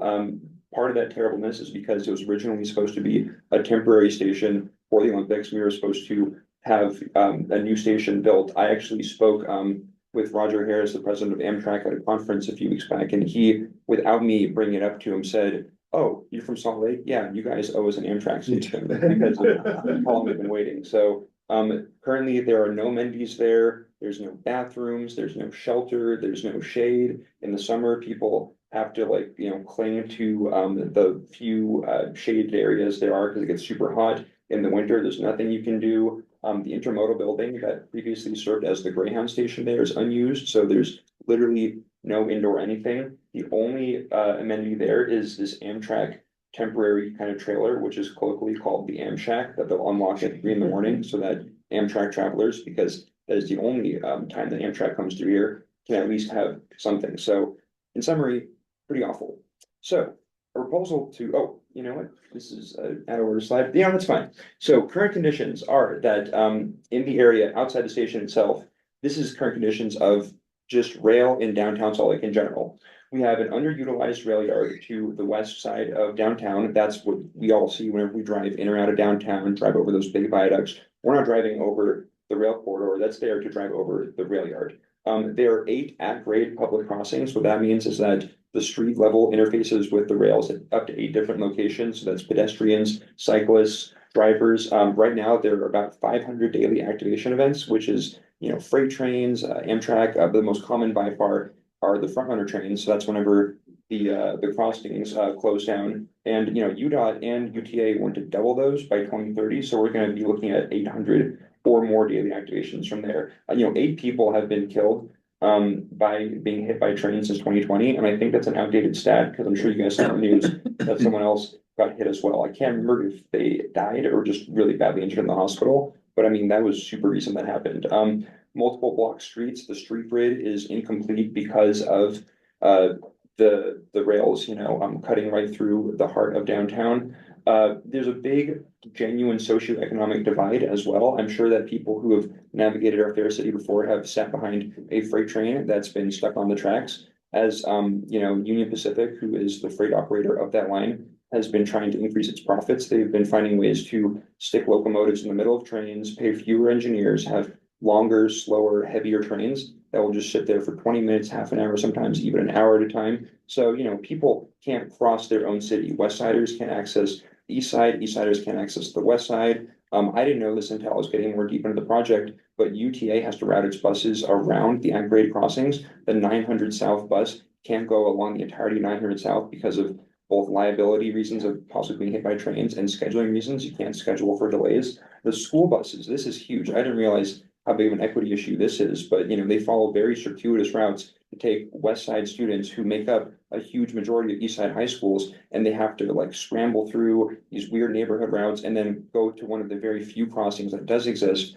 to get to West High School, East High School, Highland High School. And that adds so much time to their commutes. People on the West Side, they have to get up super early in the morning to go to school. So they're much more tired than their East Side counterparts. To get back home, they have to either, leave on the bus schedule and not, miss out on after school activities, or if they stay later, then they're kind of out of luck. They have to have parents that will drive them. They have to catch the bus. That just adds a ton more time and infrastructure socially to their lives. It's a huge burden. Beyond that, emergency services can't cross the tracks either. We've spoken with the fire department, the cops, ambulances. They all have to go around. And if they're trying to get to something, like if they can't account for it, they just forget or they don't think about it. Like God help them, they get on a freight train. So and obviously we have the lack of a world-class station too, but that's not as big a deal as all of the other issues as well. So, been rambling a lot. What is the Rio Grande plan? It's a very simple central thesis that has a lot of knock-on effects. The stuff in pink right now is the current rail corridor downtown. So the thin lines are just the rails, the fatter line in the middle is the rail yard. And we propose to take the current rail right of way and bury that in the black line, which is under 500 West. So what that will do is that will eliminate up to 8 at-grade crossings. And because the rail yard will no longer exist, that will let us pull back the 500 South and 600 South viaducts. So that the freeway entrances and exits will still be there, but now there'll be a more complete street grid if you get rid of that rail yard. And you can get rid of the 400 South and North Temple viaducts entirely, because there won't be any more rails you have to cross over. And then synergistically, because the 500 West corridor would be the rail corridor, the street we buried under, that would let us synergistically reactivate the Rio Grande Depot as well. So again, these are all the different benefits we'd have. Because the rail yard also takes up 75 acres of active land downtown, like that's land that is being used as that rail yard, that would open it up to redevelopment for housing, green space, potential public spaces. And I don't have this in this slide, but because of how much other land is part of that area owned by the RDA adjacent to it, there's up to 125 acres of possible redevelopment and active use of our downtown as well, beyond just a useless industrial wasteland on the west side. And then, we've got other stuff here too that's little highlighting the Delta Center, the future power district where the Millers are trying to invest a shitload of money. And this is, I guess, a render of what this state or what the area could potentially look like afterwards. This shows a more complete street grid, development of more actual usable commercial and residential spaces for residents. The old rail right of way could potentially be like a green path, similar to 900 South or the Jordan River Parkway. That Fleet Block Park is, I think, something that was being pushed by the city a couple years ago. So again, some of these renders are old. They predate me joining the organization. How much I can do about that? And this is a render of, I guess, what potentially we think the station could look like. So we preserve the Rio Grande Depot as it is for use as a ticketing hall, a waiting area, a reusable space. The rail station in Richmond, Virginia, which I've been to a couple times, it's a huge internal space that they use for events and stuff all the time, as it's also being used as an active rail depot. So there's still plenty of like genuine community driven and useful space that could be used with the Rio Grande Depot. One thing that would be cool is reopening the winter farmers market like they used to have in there. And because the rails would run underground at grade, that way to access them would be through like a new train canopy is what we have been calling it. And this is just an idea. What it would actually take form as ultimately is out of our hands, and we would love the government to actually take charge of that process, as we would love them to do the entire process. One cool thing is that because the street grid is so wide, thank you, Brigham Young, we can do all this and still have room for a full complete street with cars, bike lanes, pedestrian walkways, and that would integrate into the green loop, which is slated to be a part of 500 West. Let's see what else we got next. So again, benefits for the community. It's like I've already been talking about a lot of this stuff, but no more waiting at the rails, whether that's like private commuters or public buses, school buses, emergency services. We have fewer incidents and deaths due to rail crossings. That's actually 0, because if there's no rails to cross, you can't get hit by a train. So that feeds in Vision 0. much better access to downtown and beyond. So that would mean more transit connections. Honestly, this opens up so many possibilities because one reason we can't really expand tracks or the bus routes farther into the west side, other than over the North Temple Viaduct, which has to, start way beyond to go up over that bridge, is because UTA is not going to let trains cross other trains. So this would help open that up. One big thing as well is that this is a citizen authored and volunteer led project, and the citizen authors who came up with this are civil engineers. They know their stuff, and in their kind of surveying of the sites and building up to everything, they determined that there would be no residential taking of properties at all in this. There's going to be a couple of warehouse and industrial properties that will have to be taken by the city, state, what have you, but no residential homes being taken at all. Probably the only thing that will get people riled up is that the complex would have to be taken. That's a music venue that's downtown, and that's a fight that I'm happy to take up. That's not a big deal for me. Another thing finally is that a lot of that rail yard is contaminated because of years of industrial use. So part of this would be active remediation, mitigation of that site from Union Pacific. And this is just kind of like a quick little overview of different stuff that would integrate into the area. Obviously, with Front Runner being double tracked, this would be a huge part of the effort because UTA and UDOT have been talking for years about grade separating the entire Front Runner corridor. There is no other way, period, to do that in downtown. People will say, we got to study all the possibilities. Well, the status quo is untenable. You can't elevate the rails because one, nobody wants to live near more elevated stuff outside their front window. And the 900 South crossing, which is right under I-15, just makes it a non-starter, period. So the only way to do this is going to be to bury the rails. It's going to integrate much better with the tracks system because UTA's TechLink study, which is building the new orange line that I'm sure you guys have seen in the news, have recommended a right of way that would integrate perfectly with the Rio Grande Depot, including a track station on 300 South right next to Pioneer Park. So there'd be perfect transfers from the airport or the U to the station and vice versa. And if they ever get around to building a downtown circulator line, that would just allow all kinds of different transfers and access points at all different track stations as well. Let's see what else.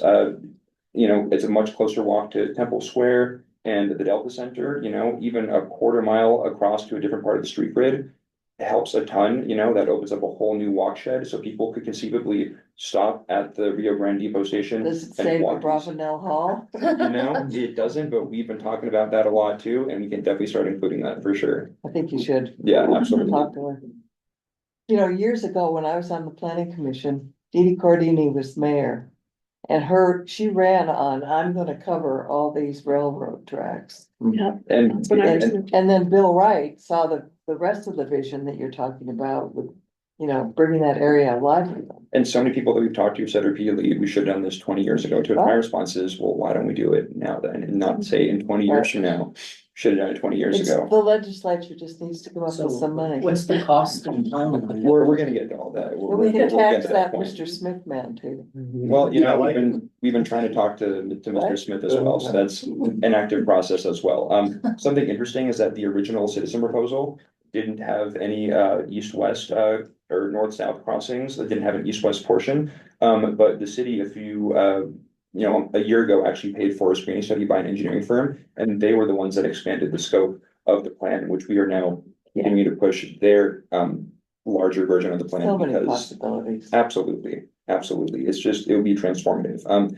Another thing that I think I have another slide for, so I won't harp on it too much until I get to that slide, is that this ties into the Olympics pretty nicely as well. There we go. I won't talk about this too long. This is mostly for other stakeholders outside of Salt Lake City, but because of how this would help increase the efficiency of Front Runner and also provide an actually desirable central train station, not just a crappy concrete island for tourists domestically from bigger cities like New York, LA, DC, foreign tourists from Japan, Germany, France, places where people actually have good public transit. And they're not going to come to Salt Lake and have to navigate downtown, go to a crappy train station that has no amenities in the middle of winter, and take a slow or delayed transit system to Ogden and Provo, which are slated to be a more substantive part of the games. So, this was something that we're trying to kind of bill as the Olympic project, because there really isn't anything else at this point that is going to be kind of the wow factor of these games. And this isn't just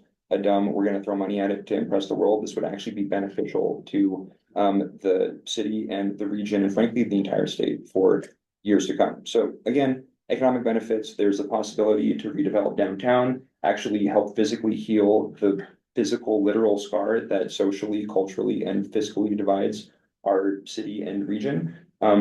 There's just so much potential here. We're trying really hard. One of our biggest actually substantive asks that we're trying to make of politicians and other groups right now is if someone could do a genuine bona fide economic benefit study, because we have the costs for the plan from the engineering screening analysis. We just don't have the benefits at this point because we are all volunteers and none of us are economists, so are not equipped to do that currently, but we're trying to get to that. Why don't you go to the dean of the business school? We're trying to explore those options right now. We have people that are talking to the transit department, the urban planning department, the economics department. We have people talking about that. So that is not something that I'm involved in, but so in summary, this really is a once in a generation opportunity, you know, like this is one of those projects where when you do it, it's done and we can move on to other things, but there is a diminishing window here in that there is a lot of money allocated federally for transit projects around the country, and that window is going to be closing in about 18 months. I believe there are stipulations to these funds. I think that out of the $2 trillion, only 20% has been allocated, so the states just have to ask for it. So we're trying really hard to get the state on board. My laptop, I think, just died. That's super fun, but that's awesome. We got to the end anyway. Yeah, and also a big thing that the city is actually doing is what's called the Reconnecting Communities grant program, which is a new federal grant program where we try and when I say we, I mean US government tries to explore communities around the country that have been divided by highways and try and find ways to restitch those communities. They haven't allocated funding for projects for rail reconnections quite yet, but we're hoping we could be the first, and the city is actively engaged with that. Until then, what we've been trying to do is build as broad of a coalition of support as we can. Community councils, municipalities, nonprofits, Salt Lake County Council, they actually officially endorsed the plan a few months back, which was huge for us. And the ask tonight is as simple as hoping that we can get a letter of support from the ELPCO board. So yeah, that's what we got. Any questions or comments? I didn't hear price and I didn't hear timeline. Absolutely. So the price, Kimley Horn, which is an engineering firm, did a screening study for the city, and they came back with a window of between $3 to $5 billion with a B. And the timeline, they said that once shovels are in the ground, it could be finished as quickly as 5 years, but that doesn't count the time it takes to do environmental studies, planning. In our internal workshopping, we've kind of determined that if we, best case scenario, if everyone kind of gets their shit together a little bit and gets the ball rolling now, this could be done in time for the Olympics, but that is the absolute best case scenario. That would mean the state gets on board at that point, the feds get on board, we start getting the ball rolling on doing the environmental studies, doing further engineering analysis, and then again, once the shovels are on the ground, it could be 5 years. And that was from Kimley Horn, who is a reputable firm, and I think that it's not public at this point. I think that they're at least the preferred bidder for the Reconnecting Communities grant study. So they're already pretty intimately aware of the plan and would hopefully be shaping that aspect of it for the Reconnecting Community study. That includes the toxic remediation. Yes. And how do you intend to fund this? We are working on that as well. The big thing that we're looking at right now is that there's a ton of federal money in this pot. The state representatives that we keep talking to about this continually balk at the cost as if they're going to be on the hook for the whole $3 billion. We're hoping that with the different, at least comparable projects that we've looked at around the country, we could maybe get $1.5 to $2 billion of this funded federally, and that would put the state on the hook for about, I mean, considering they are shelling out $4 billion with no strings attached for the I-15 expansion project, which is just a single lane. Which is a stupid idea. Absolutely, I think we can all agree to that. We're hoping that $1 to $1.5 billion from the state is not a big lift at all for a project of this magnitude with so many benefits. So, and then that would leave, you know, a couple $100 million that would be needed to raise through other means, that whether that's a private public kind of relationship, city bonds, council bonds, or county bonds, sorry. Again, the unfortunate part is that we are not economic professionals, so we're trying our best to learn as fast as we can and get people involved who can take up that aspect of the bureaucracy and the funding on our behalf. So our dream is that as advocates, we can finally get someone that says, okay, I am XYZ government office, and we are now taking charge of this. We'll get the stakeholders involved so that we can just fill out little public surveys and not have to go to a million meetings. That's our dream. What's happening to the rail yard? I mean, you show it going away. Are they putting a rail yard somewhere else, or is this now surplus to their needs? So the rail yard downtown is extremely underutilized. There is, it's operated by Union Pacific, and from talking to stakeholders, getting kind of like the data pulled, there's one commercial customer that currently uses the rail yard. Other than that, it's just used for maintenance. And it wouldn't affect their actual daily activities because there are two giant rail yards that are already north and south of downtown. The Warm Springs Yard, which you will pass if you're going northbound on I-15 to the right, and the Roper Yard, which if you're going southbound on I-15 is also to the right. Those are their revenue yards. Not to mention there is an increasing amount of capacity always being built at the inland port. So the downtown rail yard exists Another just sitting bad there. idea. Well, and that's beyond my capacity to comment, but for now, it's extremely underutilized and they would not lose any commercial capacity by getting rid of that. Did you had a question? Yeah, I had a comment. So I for an economics class, I heard the executive director of UTA, Jay Fox, speak. And he was talking about the S line and Sugar House, and I think we may be all familiar with it. It's been around for short span of time, as I understand it, and it's about roughly 1.25 miles long. But if I recall correctly, I mean, it yielded about $2 billion worth of revenue back to the city. So something like this would be phenomenal. I'd love to see that. This would essentially be the largest TOD development in state history, you know, it's like, if you build transit that gets people to where they want to be and is desirable, people do use it. That has been proven time and time and time again. And again, we know, like in our hearts, that this will be an economically beneficial project. We're just not professionally equipped to give the quantitative data that people require to make that decision. So. Thank you. Cool. Any more questions? The clear comparison is tracks following the Olympics, or as the last Olympics. Absolutely. I mean, it was phenomenal, despite intense cynicism. Now it's an essential part of life on the Wasatch Front. Great. So the reason why we brought this up tonight, and Jeff will attest to this, is ELPCO has been working on the East-West connection issues for 20 years now. And the West of East neighborhood has been a big leader in this because of the equity issues at our East High School, right? And we see it every day. So we encourage the Rio Grande plan to start really digging deep into the education issues, because it is something that strictly affects us. And then we also attended lots of the other meetings that were on our 9 line.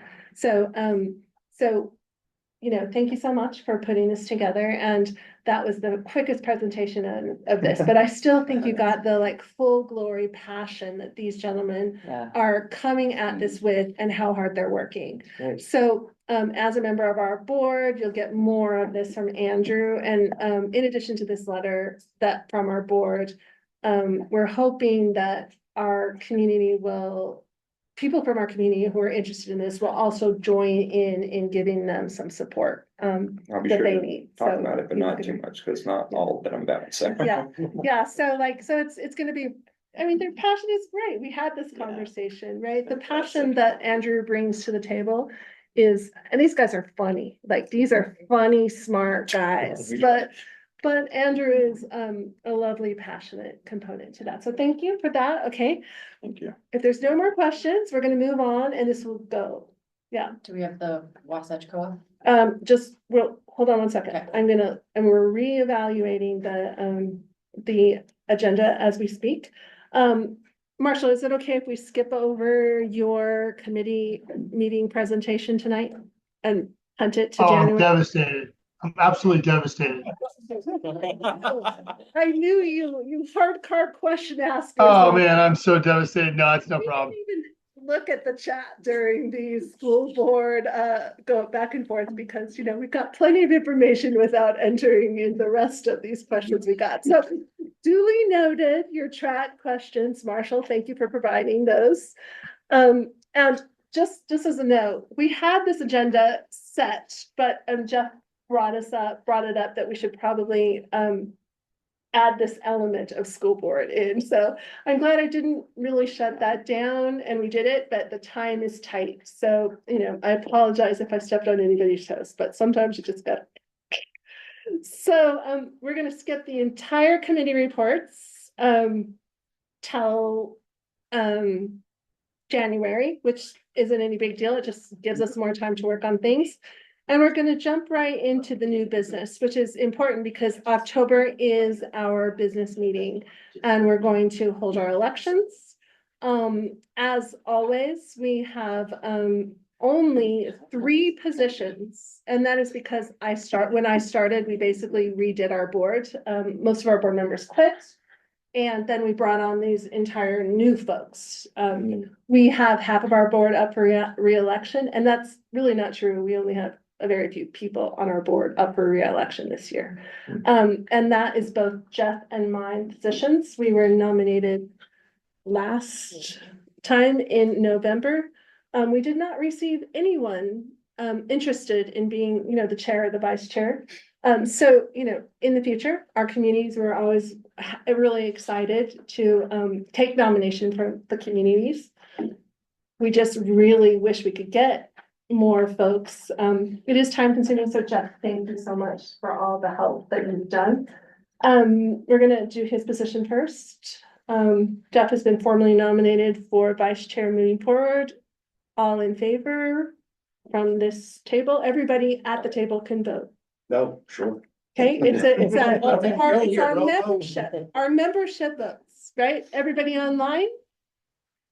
I don't see Ashley's hand or Amy's, but it's essentially unanimous. Okay, so then my position, I am, have been nominated for 2 more years of chairing this committee. Can we get a vote?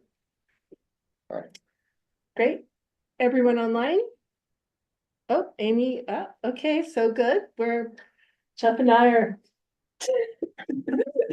team time commitment. Okay, so unfortunately, we had Alicia Seeley, who was also up for vote this round. She represents our East Emerson community, but she has told us that she just purchased a home in Mill Creek. So she is moving out of ELPCO and we're going to miss her. And so she will not be up for re-election, and we'll be looking for a new candidate to fulfill that position. The only other thing that I would like to cover for our true business meeting part of this this October meeting is that I am looking for a change of our bylaws, which we are in the process of redoing because of the liability issue that Amy Hawkins presented to our group last month. I would like to formally add 2 more at-large positions to our board. And in this case, they would be for the west of East area that is clearly underrepresented. I mean, I'm right there at the very eastern border. So Andrew would be applying for that position at large. Or the west of East. But since we don't have options, I'd like to add a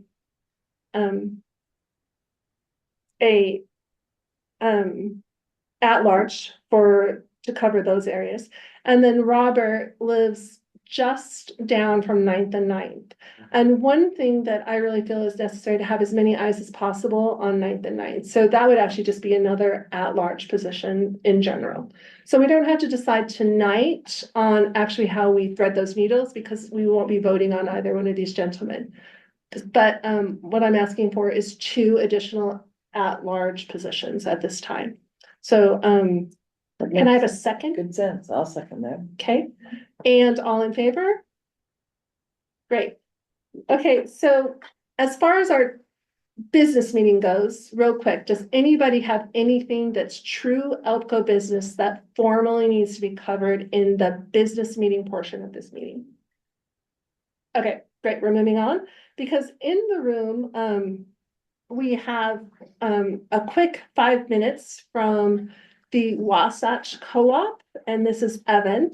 And we're really excited to have them. We'll have them back again next year when, once their building is more along and they really have moved into the 900 South Corridor.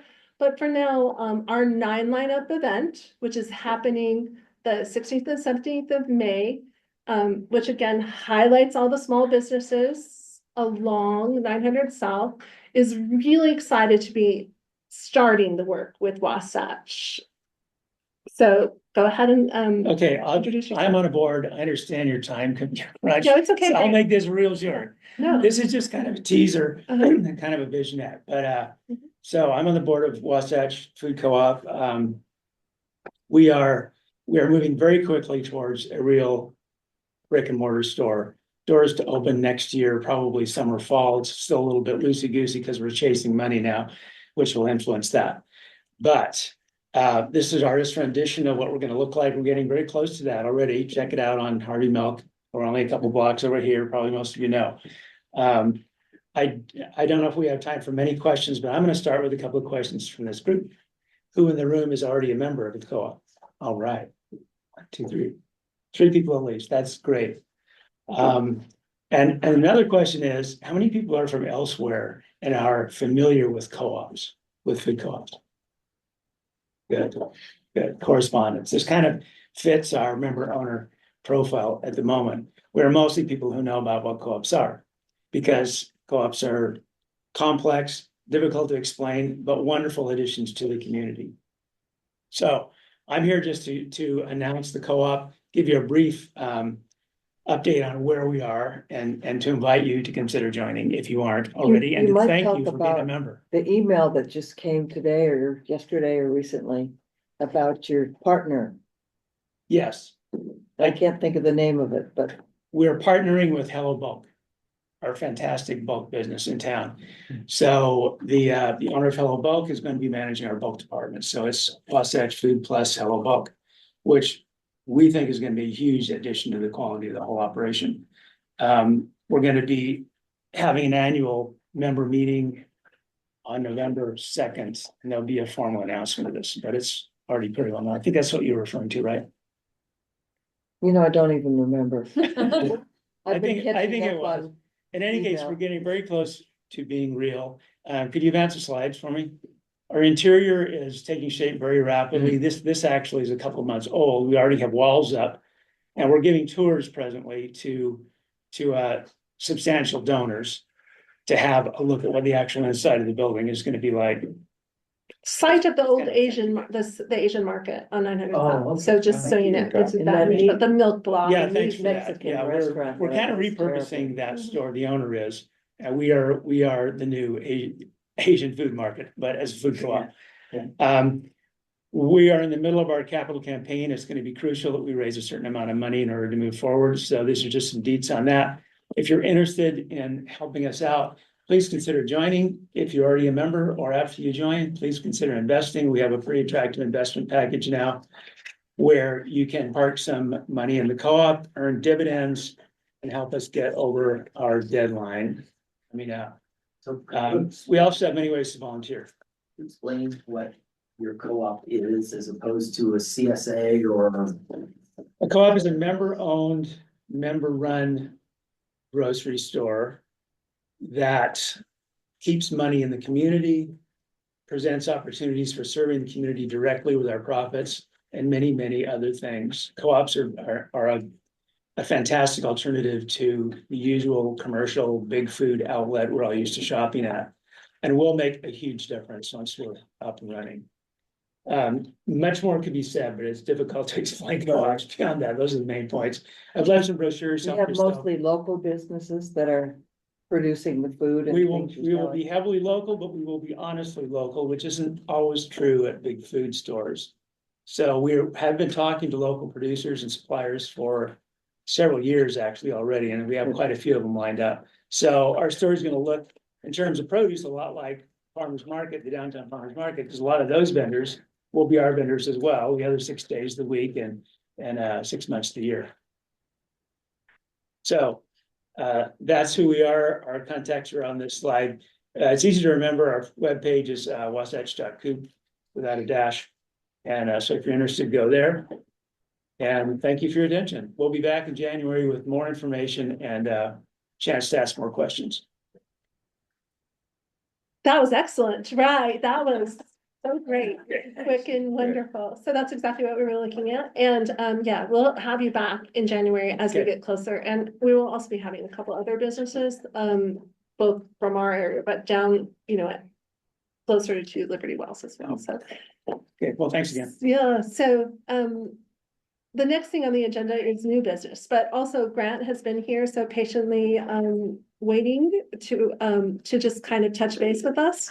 And I'm gonna let you introduce yourself, but I also want to say that I've been making kind of a tick list of those things we talked about tonight to follow up on with you, because obviously education is on everybody's mind. And because we have East High School, because we have the Hawthorne closed in your neighborhood, Grant is a resident of Liberty Wells, so, and also Emerson in our neighborhood. I believe they're gonna be heavily education-oriented questions, so they deserve some time. Go, you're ready. We were talking about homelessness and education, very easy issues where you cover very rapidly. It's 9:15, so I'm not gonna take very much time at all. I think what would be more appropriate is if I'll come back probably right after legislative session. Maybe you can schedule me in like March or April. Absolutely. And just give me a solid block and we could actually kind of cover some stuff, because right now it's a school night and we have some educators here that need to be in the school in the morning. But just generally, before we adjourn, I came here to introduce myself. I'm a long overdue visit. I know many of you, but not all of you. My name's Grant Miller. I am the presumptive representative-elect for House District 24, which covers half of ELPCO. If you're on like the western part of ELPCO, you're gonna be with me. If you're on the eastern part of ELPCO, you're going to be with Hong Nguyen, who's the incoming representative for House District 23. I'm a public defender in real life. That's my day job. And I really look forward to jumping up on Capitol Hill this January. It's an honor and privilege of my life to be elected to the Utah State Legislature. I don't take it for granted. And I take this responsibility very seriously. As part of my campaign, I told everyone that if I win the Democratic nod, which I did, I wouldn't waste any time making meetings and try and move the needle forward. So far, I've been meeting with scores and scores of lawmakers and stakeholders with hoping that we could move the needle when it comes to particularly criminal justice and homelessness here in Salt Lake. There's a lot of work to be done. I'm meeting next week with Mike Schultz, who's the Speaker of the House. The legislature carries a lot of prejudice against Salt Lake City, and it's difficult. And so a lot of this is relational.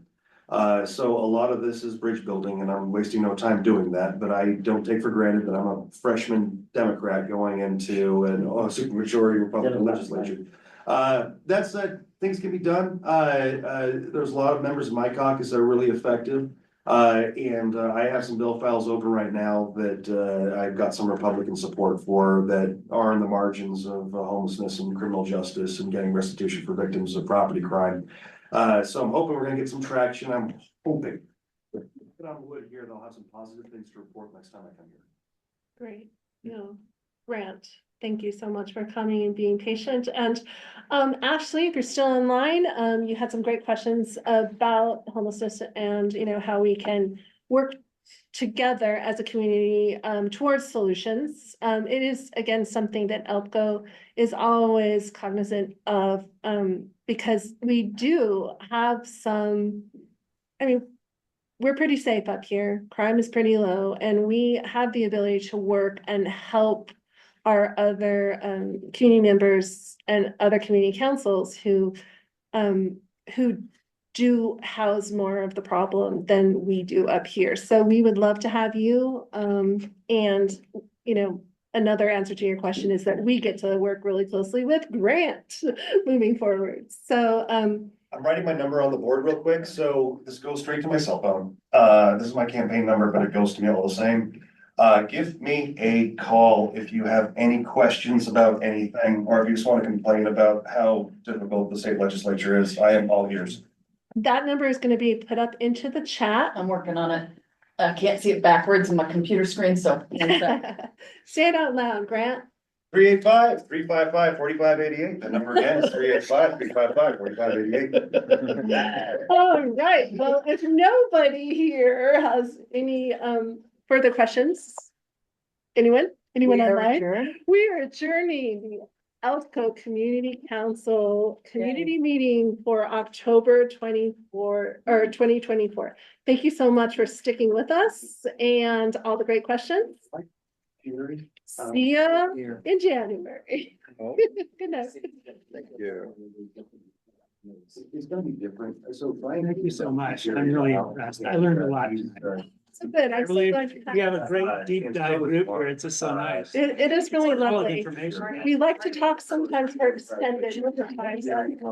I'm going as a lawyer. Okay. Overtime, even if I was overtime. Yeah. So. That land there, but you know. Well,